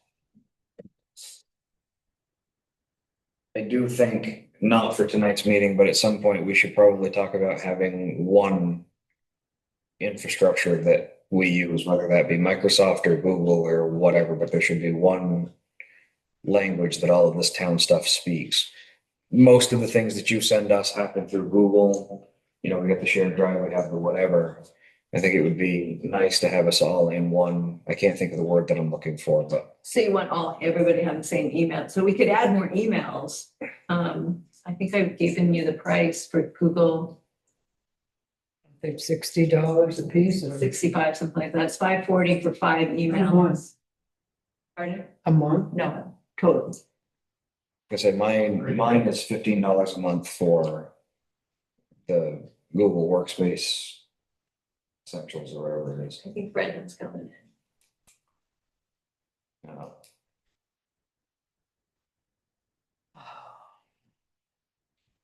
Too late to tap in. I can send out my report if you guys want. I'll just email it to you. I don't know that. town of Elmore runs on Microsoft. Everyone. 365. All of the town addresses. That's really good. I don't know. And as much as I've seen of it, using of it, Google's way more intuitive than 365. Yeah. Cause data security features on it. You have Teams, you have like 1,000. Teams is Microsoft. So there's or Google Drive, is that what that is? Yeah. Yeah, I think the argument for the Microsoft for a lot of companies is that there is, I think, a heavier security in the Microsoft suite. I know, listening to my wife with all of the HIPAA and other things that she has, there are some environments that are okay, they have the security that it takes to be HIPAA compliant. Others have different, I don't know, she does school stuff, so there's different layers of. Well, same thing in my current job, which is very heavily HIPAA. Yeah. They're on fully on Microsoft also.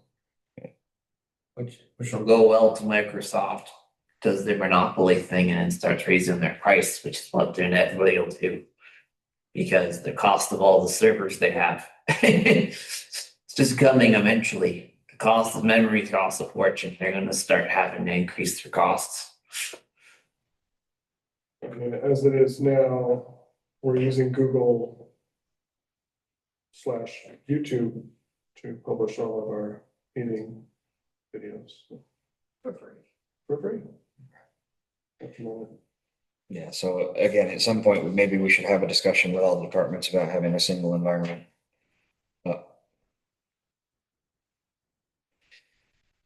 And next year, probably hardware on there, so we could figure out what we need for actual computers. Because these things are gonna start dropping. Gonna start dying off like. Is there anything else that anybody else? Any other line items that we can? Discuss, talk about, think about? But we've gone through all these looking at them and Yeah, there just really isn't a whole lot of room. everyone wants all this stuff, like, costs money.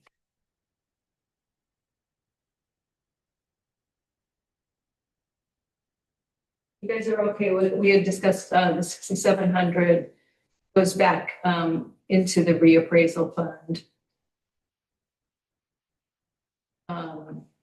It said 6,700, to offset the lister salaries, but they aren't doing the reappraisal, so they won't need the funds, so these are returned to this, the reappraisal fund. It's at the very bottom. Under anticipated revenue. We took those out. Well, aren't they gonna be doing their reappraisal and, when are they gonna do that? I thought you said it was pushed off to 27. 27. Yeah, I think it is, isn't it? That's what I think you're still doing. This is what was discussed last, I think when Tom was here, probably. Did Brendan come in? Hey, Brennan? Yes. Hey, Brendan, how are you? My name, you can have a seat over here.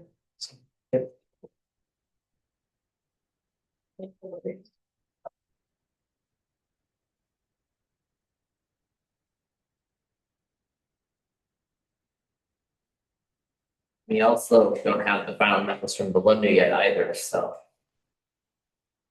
You never know, there could be some in there, there could not. The what? The final numbers for Belinda for the Balance, right? Fund balance. She thinks it's not gonna be very much. She thinks it's gonna drop quite a bit. I don't, if there's even anything.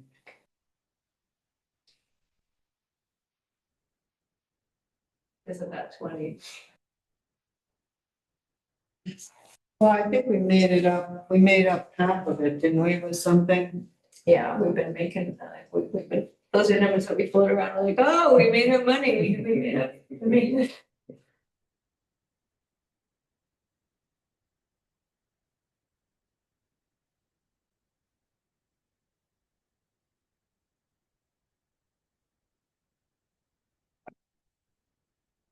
the most stuff that we've been putting off for a couple years anyway, realistically. Fortunately. So do you wanna just kind of table this and we'll come back to it? Here, I'm sure he go to work tomorrow.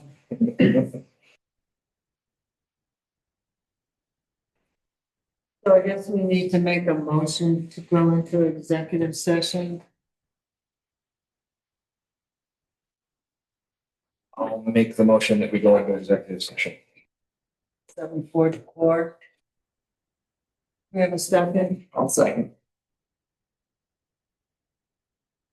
and this is we're going into executive session for, a personnel issue. Hey, Did you vote? drink something. You're All those in incoherent. You favor? can't. Aye. Opposed? Oh, I would do it. Carried. You have a pause? No action was taken during executive session.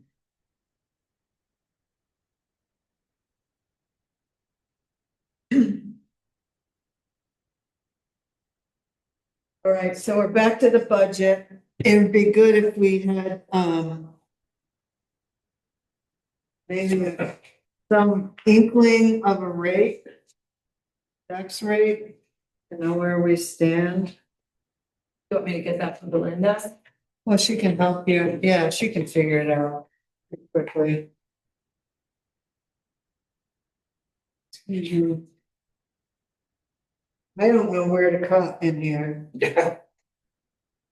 Usually I have ideas, but I really don't have any this time. Right? I mean, the only thing I could see was the forest because we don't know what he's gonna do and he's got money to burn All yet. right.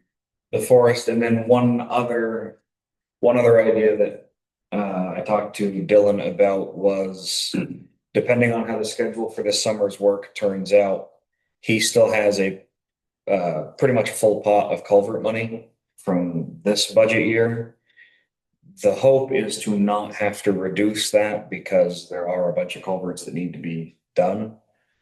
But if we had to pull things, that was one hole that he was willing to negotiate on. I thought we decided though that we might need that money to cover FEMA costs. We're just not sure. Well, that was before we figured out how FEMA was funding. Yeah. And not knowing how that lands, what our costs, what our projected costs versus what their funding is. Like I said, it's small money, but it's something. And that was the only other pocket that I am aware of.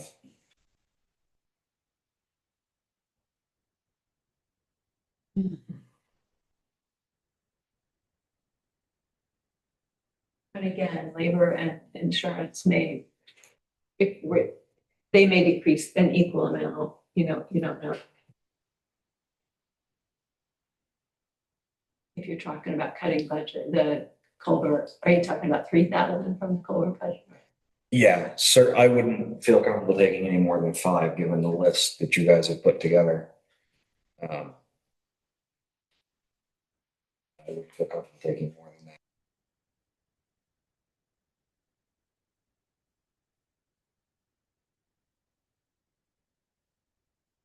But again, the hope is not to.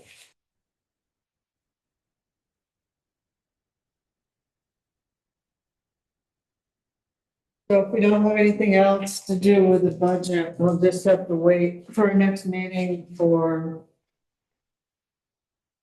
completed budget and, a tax rate, a projected tax rate.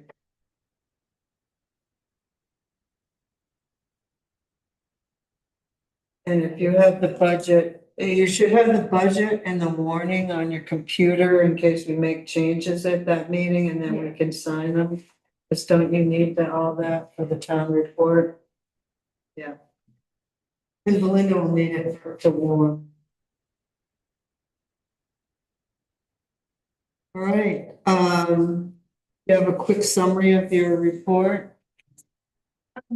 Just a real quick, I think we pretty much covered it for the highway department job opening. The resignation is effective January 18th. Again, the union requires us to advertise for 2 weeks. We advertise on Friday the 2nd and placed advertisements everywhere around town. The ad goes out in the newspaper tomorrow. It's on the website. Yes, and I put it on BT local roads email, so it goes out statewide. And then Larry Furno has been asked to cover full-time as the 3rd crew member from the 19th through February 1st, maybe longer. And then we also asked him to help grade roads in the spring if necessary, if we don't have someone who's trained on a grader. And we thought that we would use the funds that we saved from health insurance because of those 3 months that the resigning employee, can I say his name?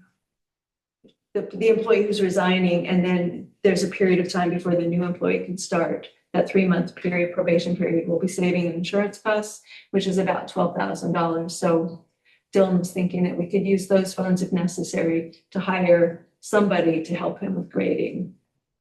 Because he can't be on the grader and everywhere else. Right. Yeah, at this moment, he's the only one Right. grader and excavator. One quick question, and I don't need to know what the number is, but I have a vague memory of the union contract having a floor for starting wages. 25. Okay. Well, that's good. Yeah, I couldn't remember what I thought that there was a floor. I can send you my report if you want. You want to just maybe revisit the health insurance. Not. I pulled together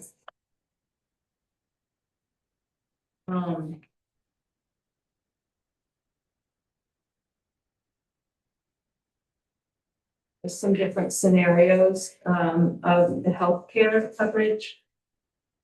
So our current plan is in the top box, and that's where we deduct the current rate, the 2020 rates from the current rates, and then apply an either 8% or 20% or 25% to that. And then, of course, we contribute to the HSA as well. So for one person, we contribute $22.50. For two people, we contribute 45, and for three people, we contribute 45 for a family. And then the employees contribute. Employees would contribute for a single $250, for two people $500, and for a family $500 for the HSA. The second option, the first option is if we drop those, if we drop the deduction of going back for employees, and this is only for employees. I'm sorry, this is very convoluted. This is why we were trying to figure this out. But we only deduct the 2020 rates, or we allow them to pay the difference between 2020 and 2026 or whatever rates for employees who have been here since 2022. So for people who have been here at least, I'm sorry, since 2020. So for people who have been here for 5 years, which now it leaves just Dylan, and he's no longer on the plan. And Belinda. And Belinda. So I'm not proposing, I have given you options. If you drop that deduction and everybody just pays a straight 8% for single, 20% for two people, or 25% for the family, plus their contribution to the HSA. I've given you the rates that we would pay, that the employees would pay. And you can compare them with above. And I apologize, but the two people in the first scenario is, the first scenario, the current plan is based on one person, which is Belinda, and then two people, which is Jim, and three people, which was Joey. So Jim didn't qualify because he's a new hire. He didn't qualify for that deduction. So his rate is the same in both the first scenario and the current plan. And then I provided option 2, which is, for me, it makes a little more sense to narrow the gap between single and double in percentages.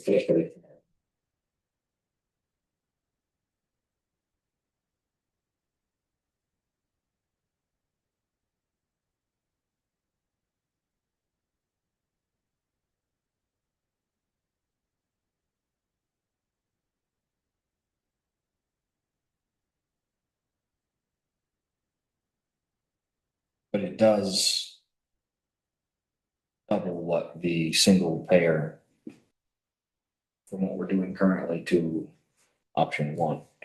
It does double their out-of-pocket expense. Yeah. Yeah.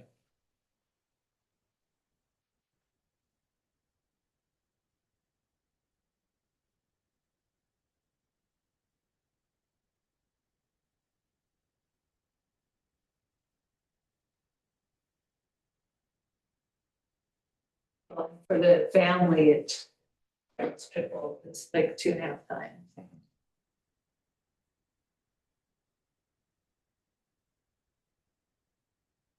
Or another option is just to bring everybody, just to make it, we don't have to make it equitable, but to bring everybody to, or the other options to keep it as it is.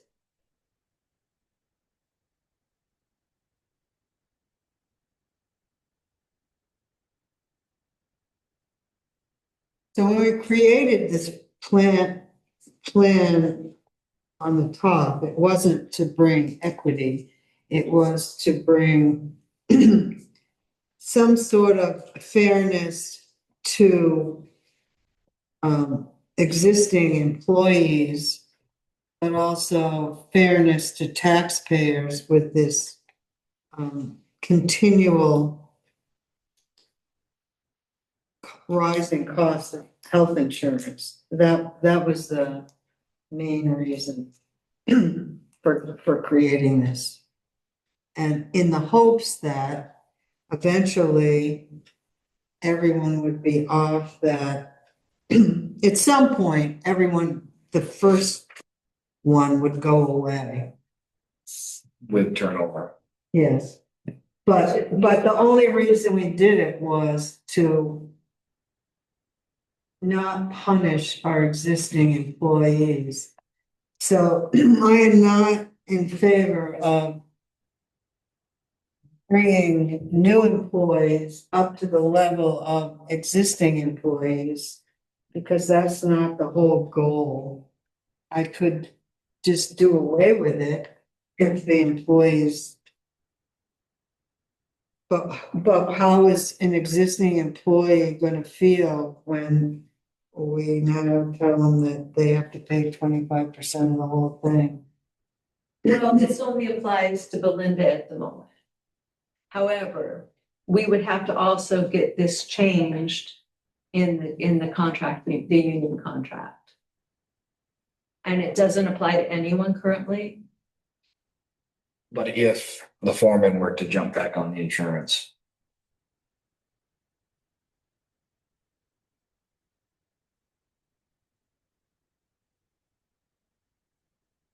I bring it up just because the issue has been brought up to me by staff, so. I mean, I love the simplicity of doing away with the deductions and things, but to Linda's point, you can't take away from an employee without giving something back. Now I think would be a good time to do it because it does only impact one as opposed to several, and the impact is to the tune of $600. Not quite 600, but. Yeah.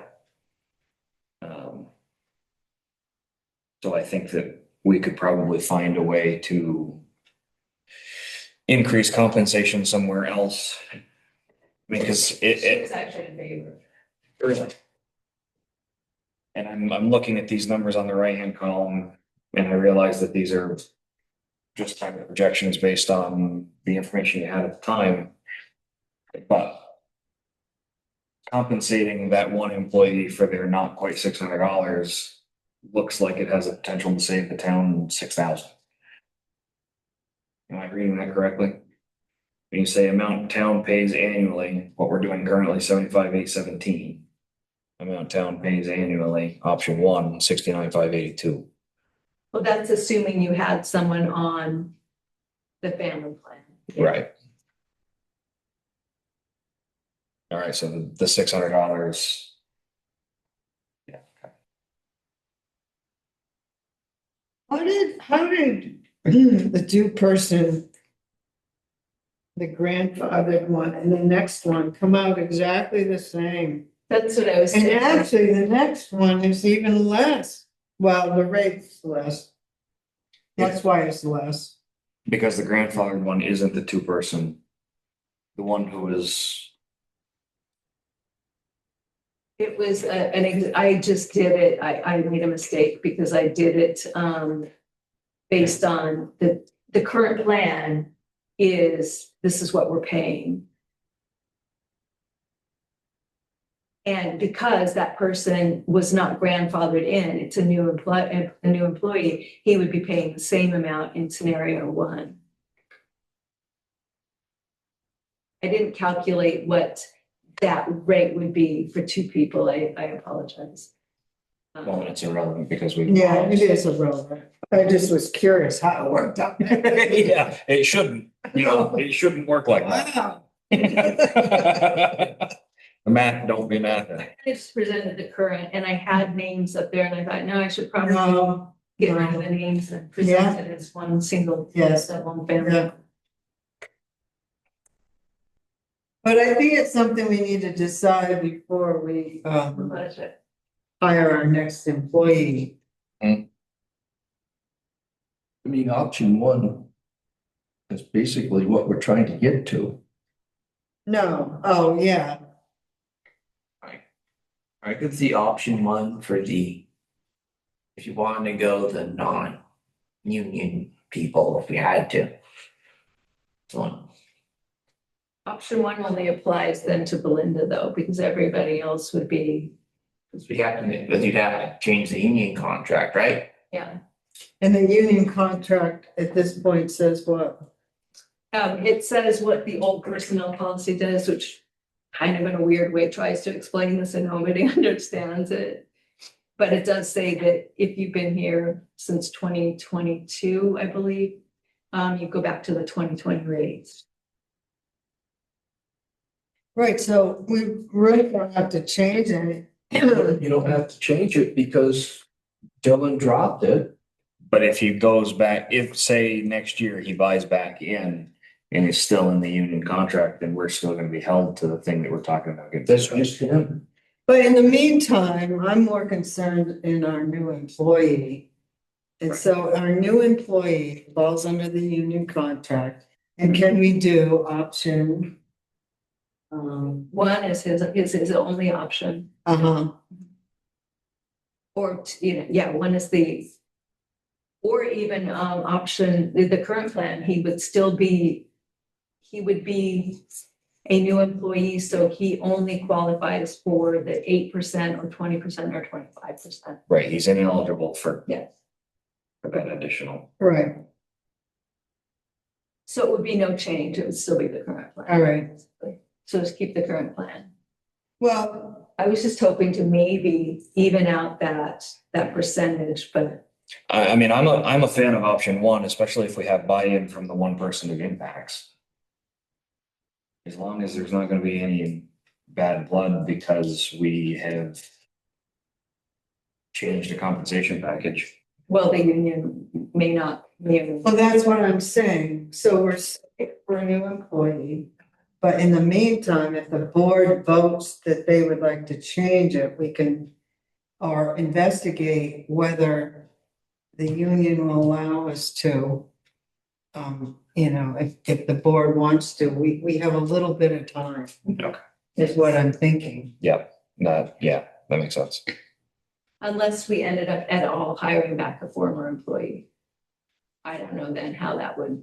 I don't think we have a seniority. I I don't think think. No. once you quit, you're done. Yeah, You're a yeah, new you start employee. from the You start a beginning. new employee. Vacation starts from the beginning and, Really? Okay. yeah, And didn't we have a hypothetical? we had a Like real that? one.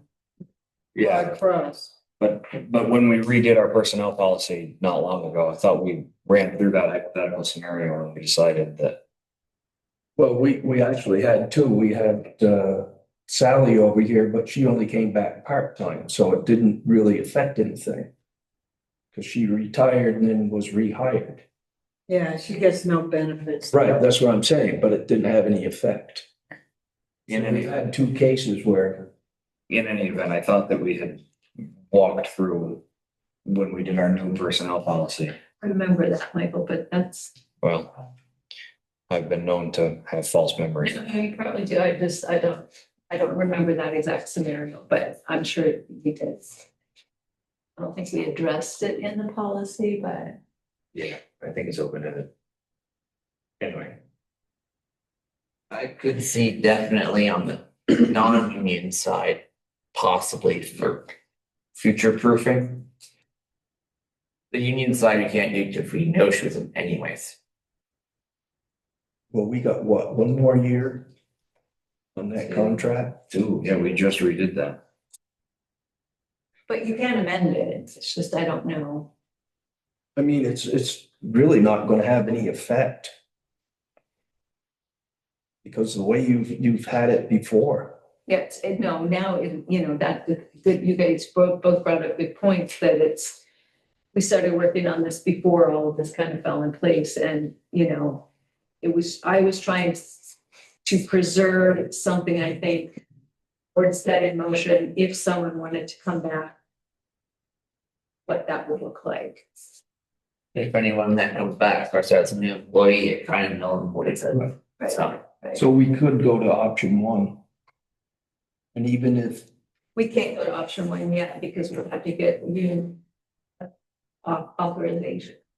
But we can motion that we'd Yeah. like, to talk Michelle to to, Larry about it, right, tell him this is what's happened. And then and if it would work, then we it would could. only impact Dylan if he decided to go back on it. Which wouldn't be a big deal. Well, Well, he would probably be having, yeah, it'd be a big deal. It'd be about $6,000 like this project. I mean, but if he's already got his wife's insurance, it'd be almost senseless to come back. Did you know he was having a baby? Yeah. Yeah. Well, she might Well, not go she's back having to a baby. She might not go back to work. yeah. My only other concern when I found that out the other day. Yeah, I think it's important to know whether or not the union would even entertain it and whether or not the only person in the union that it would impact, what their thoughts are. Well, I would have first, so they'd be like, It also depends on what he's has for insurance now, because maybe our insurance is better. Would you want to pay $600 more than what you're paying to have a better policy, or? That's what I mean. I now that I fully understand, because believe it or not, at the last time we talked about this, I was still kind of cloudy. oh, it took me a long time to wrap my head around this. Still, Yeah. Well, I've thought of a way. I'm going to make you a sheet to fill out. And you just fill in the numbers. Or figuring that out. yeah, we have it, I have the sheets, we kind of fill in the numbers. But, both Belinda and I have to check each other's work regularly because we both, get it wrong. I mean, ultimately, it's up to Belinda, but she has to check each other's numbers every year.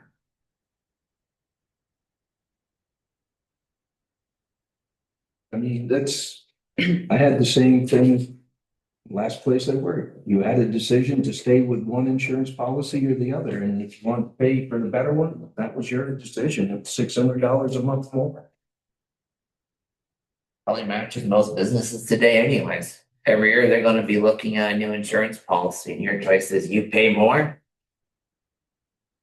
Or you stick with the older one. All right, I'll make a motion that, to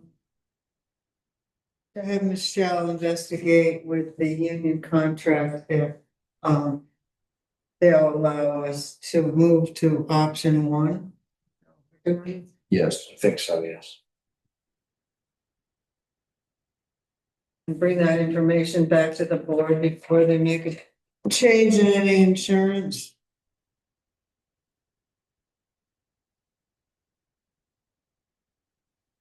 You have a second? I'll second. Do I get a chance to add? Yeah, I'm not sure if it's appropriate to put this in the motion or not, but my addition would be also go on a fact-finding mission with the people that it impacts to make sure that we have buy-in from that. Sorry, can you repeat that, please? As well as making sure that the union is okay with it, I would like to make sure that the employees that it affects are on board with the change. The only two that it could potentially impact, one currently and one potential. Know what I mean? Oh, It'll affect Belinda, and it might if Dylan decides to come back on it. Right.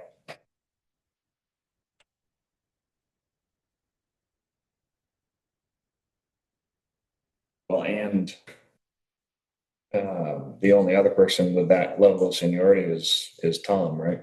not even. No, it's just those two. He wouldn't get insurance anyway. Because you have to, He's on Medigap now. so ensure that the employees of this change impacts are, accept this change. I don't think I know Belinda does it, but Yeah,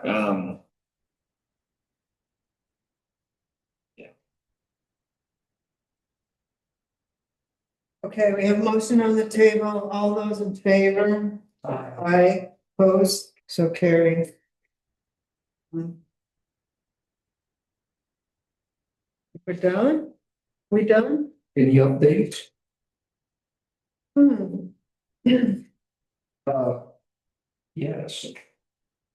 Flatiron. Haven't gotten to it yet, but I've gotta get over there and issue a violation. We sent another letter. Now we just have to figure out if he's gonna serve the violation. Because if he doesn't get stuff on, I can't just take it to his door. So someone's gotta serve the violation. I did the research, and for us to move it away, we would have to get, as Michael was saying, we'd have to get a copy of the deed, because we have to be it over to wherever we take it. Title. Title, thank you. So it's not gonna be that easy. So if you want to serve it, write it and you can serve it. Hey, I don't care. I've done worse. Well, I can get it written up then. Yeah, he doesn't answer the door. Better do lease. And that takes weeks and weeks, so I'm just letting you know. They'll get over there when they can. Right, but at least you know it's an official. But then once I know that it's served, that begins then the time, I think, then I can send it to the court. They're not served. I think once you have Lamoille County do it, there's an official paper trail. And then the courts will be a little bit more.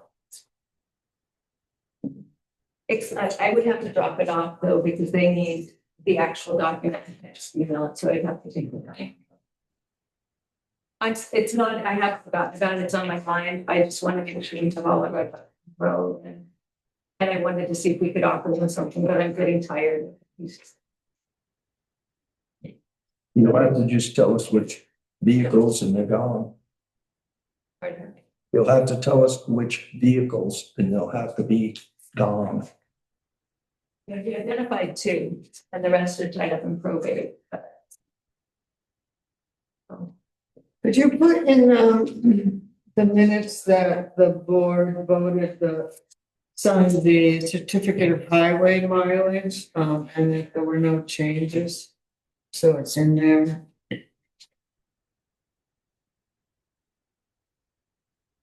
And so our next meeting, I forget, are we having the hazard mitigation plan adopted? Are there changes? Is that ready? No. Yes, it's coming on the 17th, no, we're waiting to hear.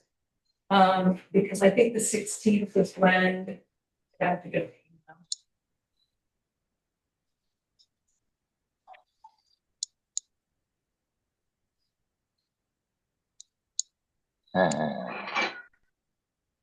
It's okay.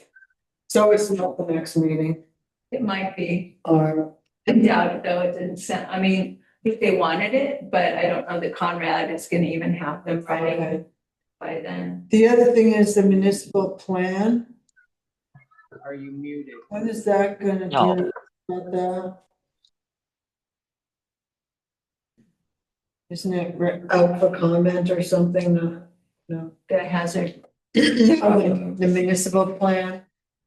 I know it came to the select board, we made comments, it went back to the planning commission, they adopted them. And Tori's fixing it, and then we have the whole public hearing. Wondered if you heard anything. We had a meeting Monday, and don't quote me on this, but I believe that we are still in public comment. But I noticed it's not on the website. I looked for it tonight. I wondered why. I don't know. did you scroll down? I tried, but I use my phone and sometimes that's weird. And if you use a computer, sometimes it's different. All right, I was just trying to get these things in my head. I do know that on Monday, the planning commission voted to recommend a Act 250 Tier 1B exemption mapping. Yeah, that there. They did, Seth and Tori did not say when they were going to bring it to us. But they have a pretty tight timeline, so I would assume that that will hit our agenda for next meeting. Just the tier 1B? Just 1B. Yeah. We are not, many places in Will County Yeah. are eligible for 1A. So, tier 1B, I'm learning this. A municipality controls whether to have an area mapped. Remember that map?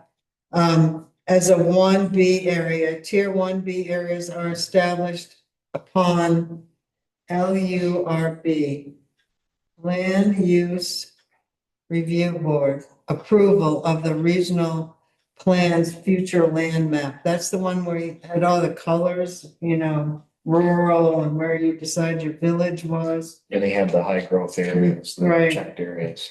Eligible regional plan, future land map. Categories for 1B status include downtown and village centers, planned growth areas and village areas. To have areas mapped as 1B, the subject municipality must opt in, request areas to be mapped, have a duly adopted and approved plan and confirmed planning process, we do. Adopted permanent zoning and subdivision, we do.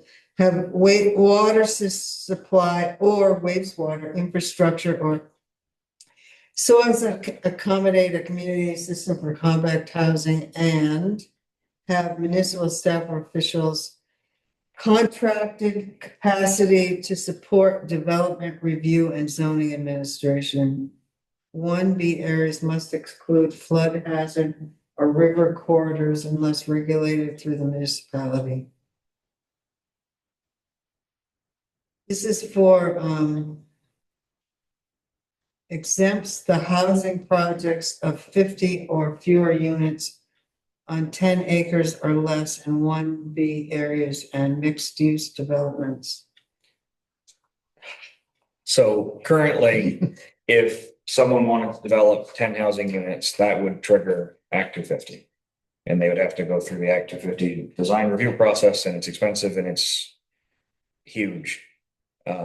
Timely. Yes, and it's kind of prohibitive for these smaller little communities like this. So the state is revisiting their Act 250 process. They're creating these different tiered zones, 1A, 1B, 2, and 3. Most of Wolcott falls into 2. What doesn't fall into 2 falls into 3. But this 1B would be essentially where the wastewater system is, services. And it would allow the potential for a developer who wanted to make more than 10 housing units. And the way that they count the housing units is not by individual project, but it is within a 5-mile radius within a 5-year time span. And that crosses town lines, county lines, regional lines. It's a 5-mile radius. So by recommending this tier 1B, it makes development where the wastewater system serves or where a potential wastewater system could serve a little less restrictive. It still needs to sit before the zoning administrator at the very least, and most cases would sit before the DRB. What would you like on the agenda? I'm not bringing it to the agenda. Seth and Tori are. It's just. Oh, okay.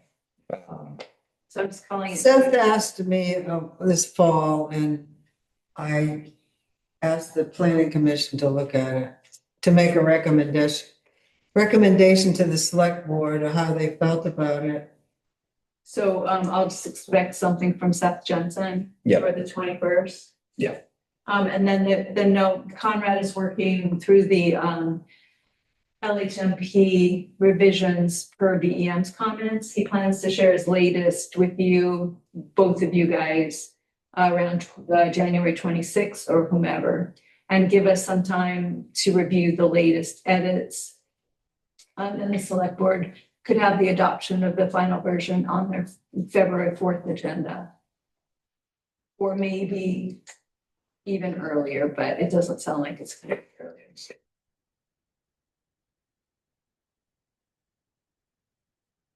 Because it's gonna be by the 26th, not the 16th, so.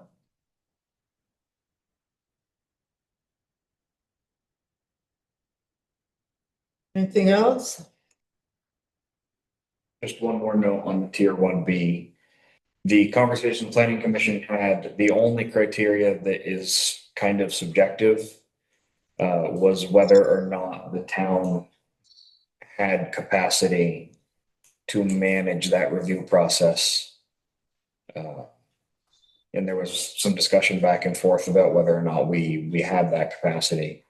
We ultimately voted to recommend it to the select board. So if we are in fact going to see that on the next agenda, if Seth gets it to us, I think the topic of conversation is going to be whether or not we have the capacity to manage that kind of development review.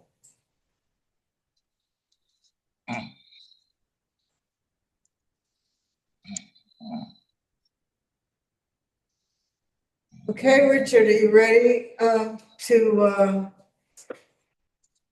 I make a motion that we close this meeting with the greatest of enthusiasm at 8:45 PM. well, thank you. You're welcome. Do we have a second? I'll second.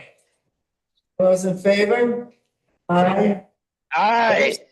Opposed? Good night, Richard. Aye.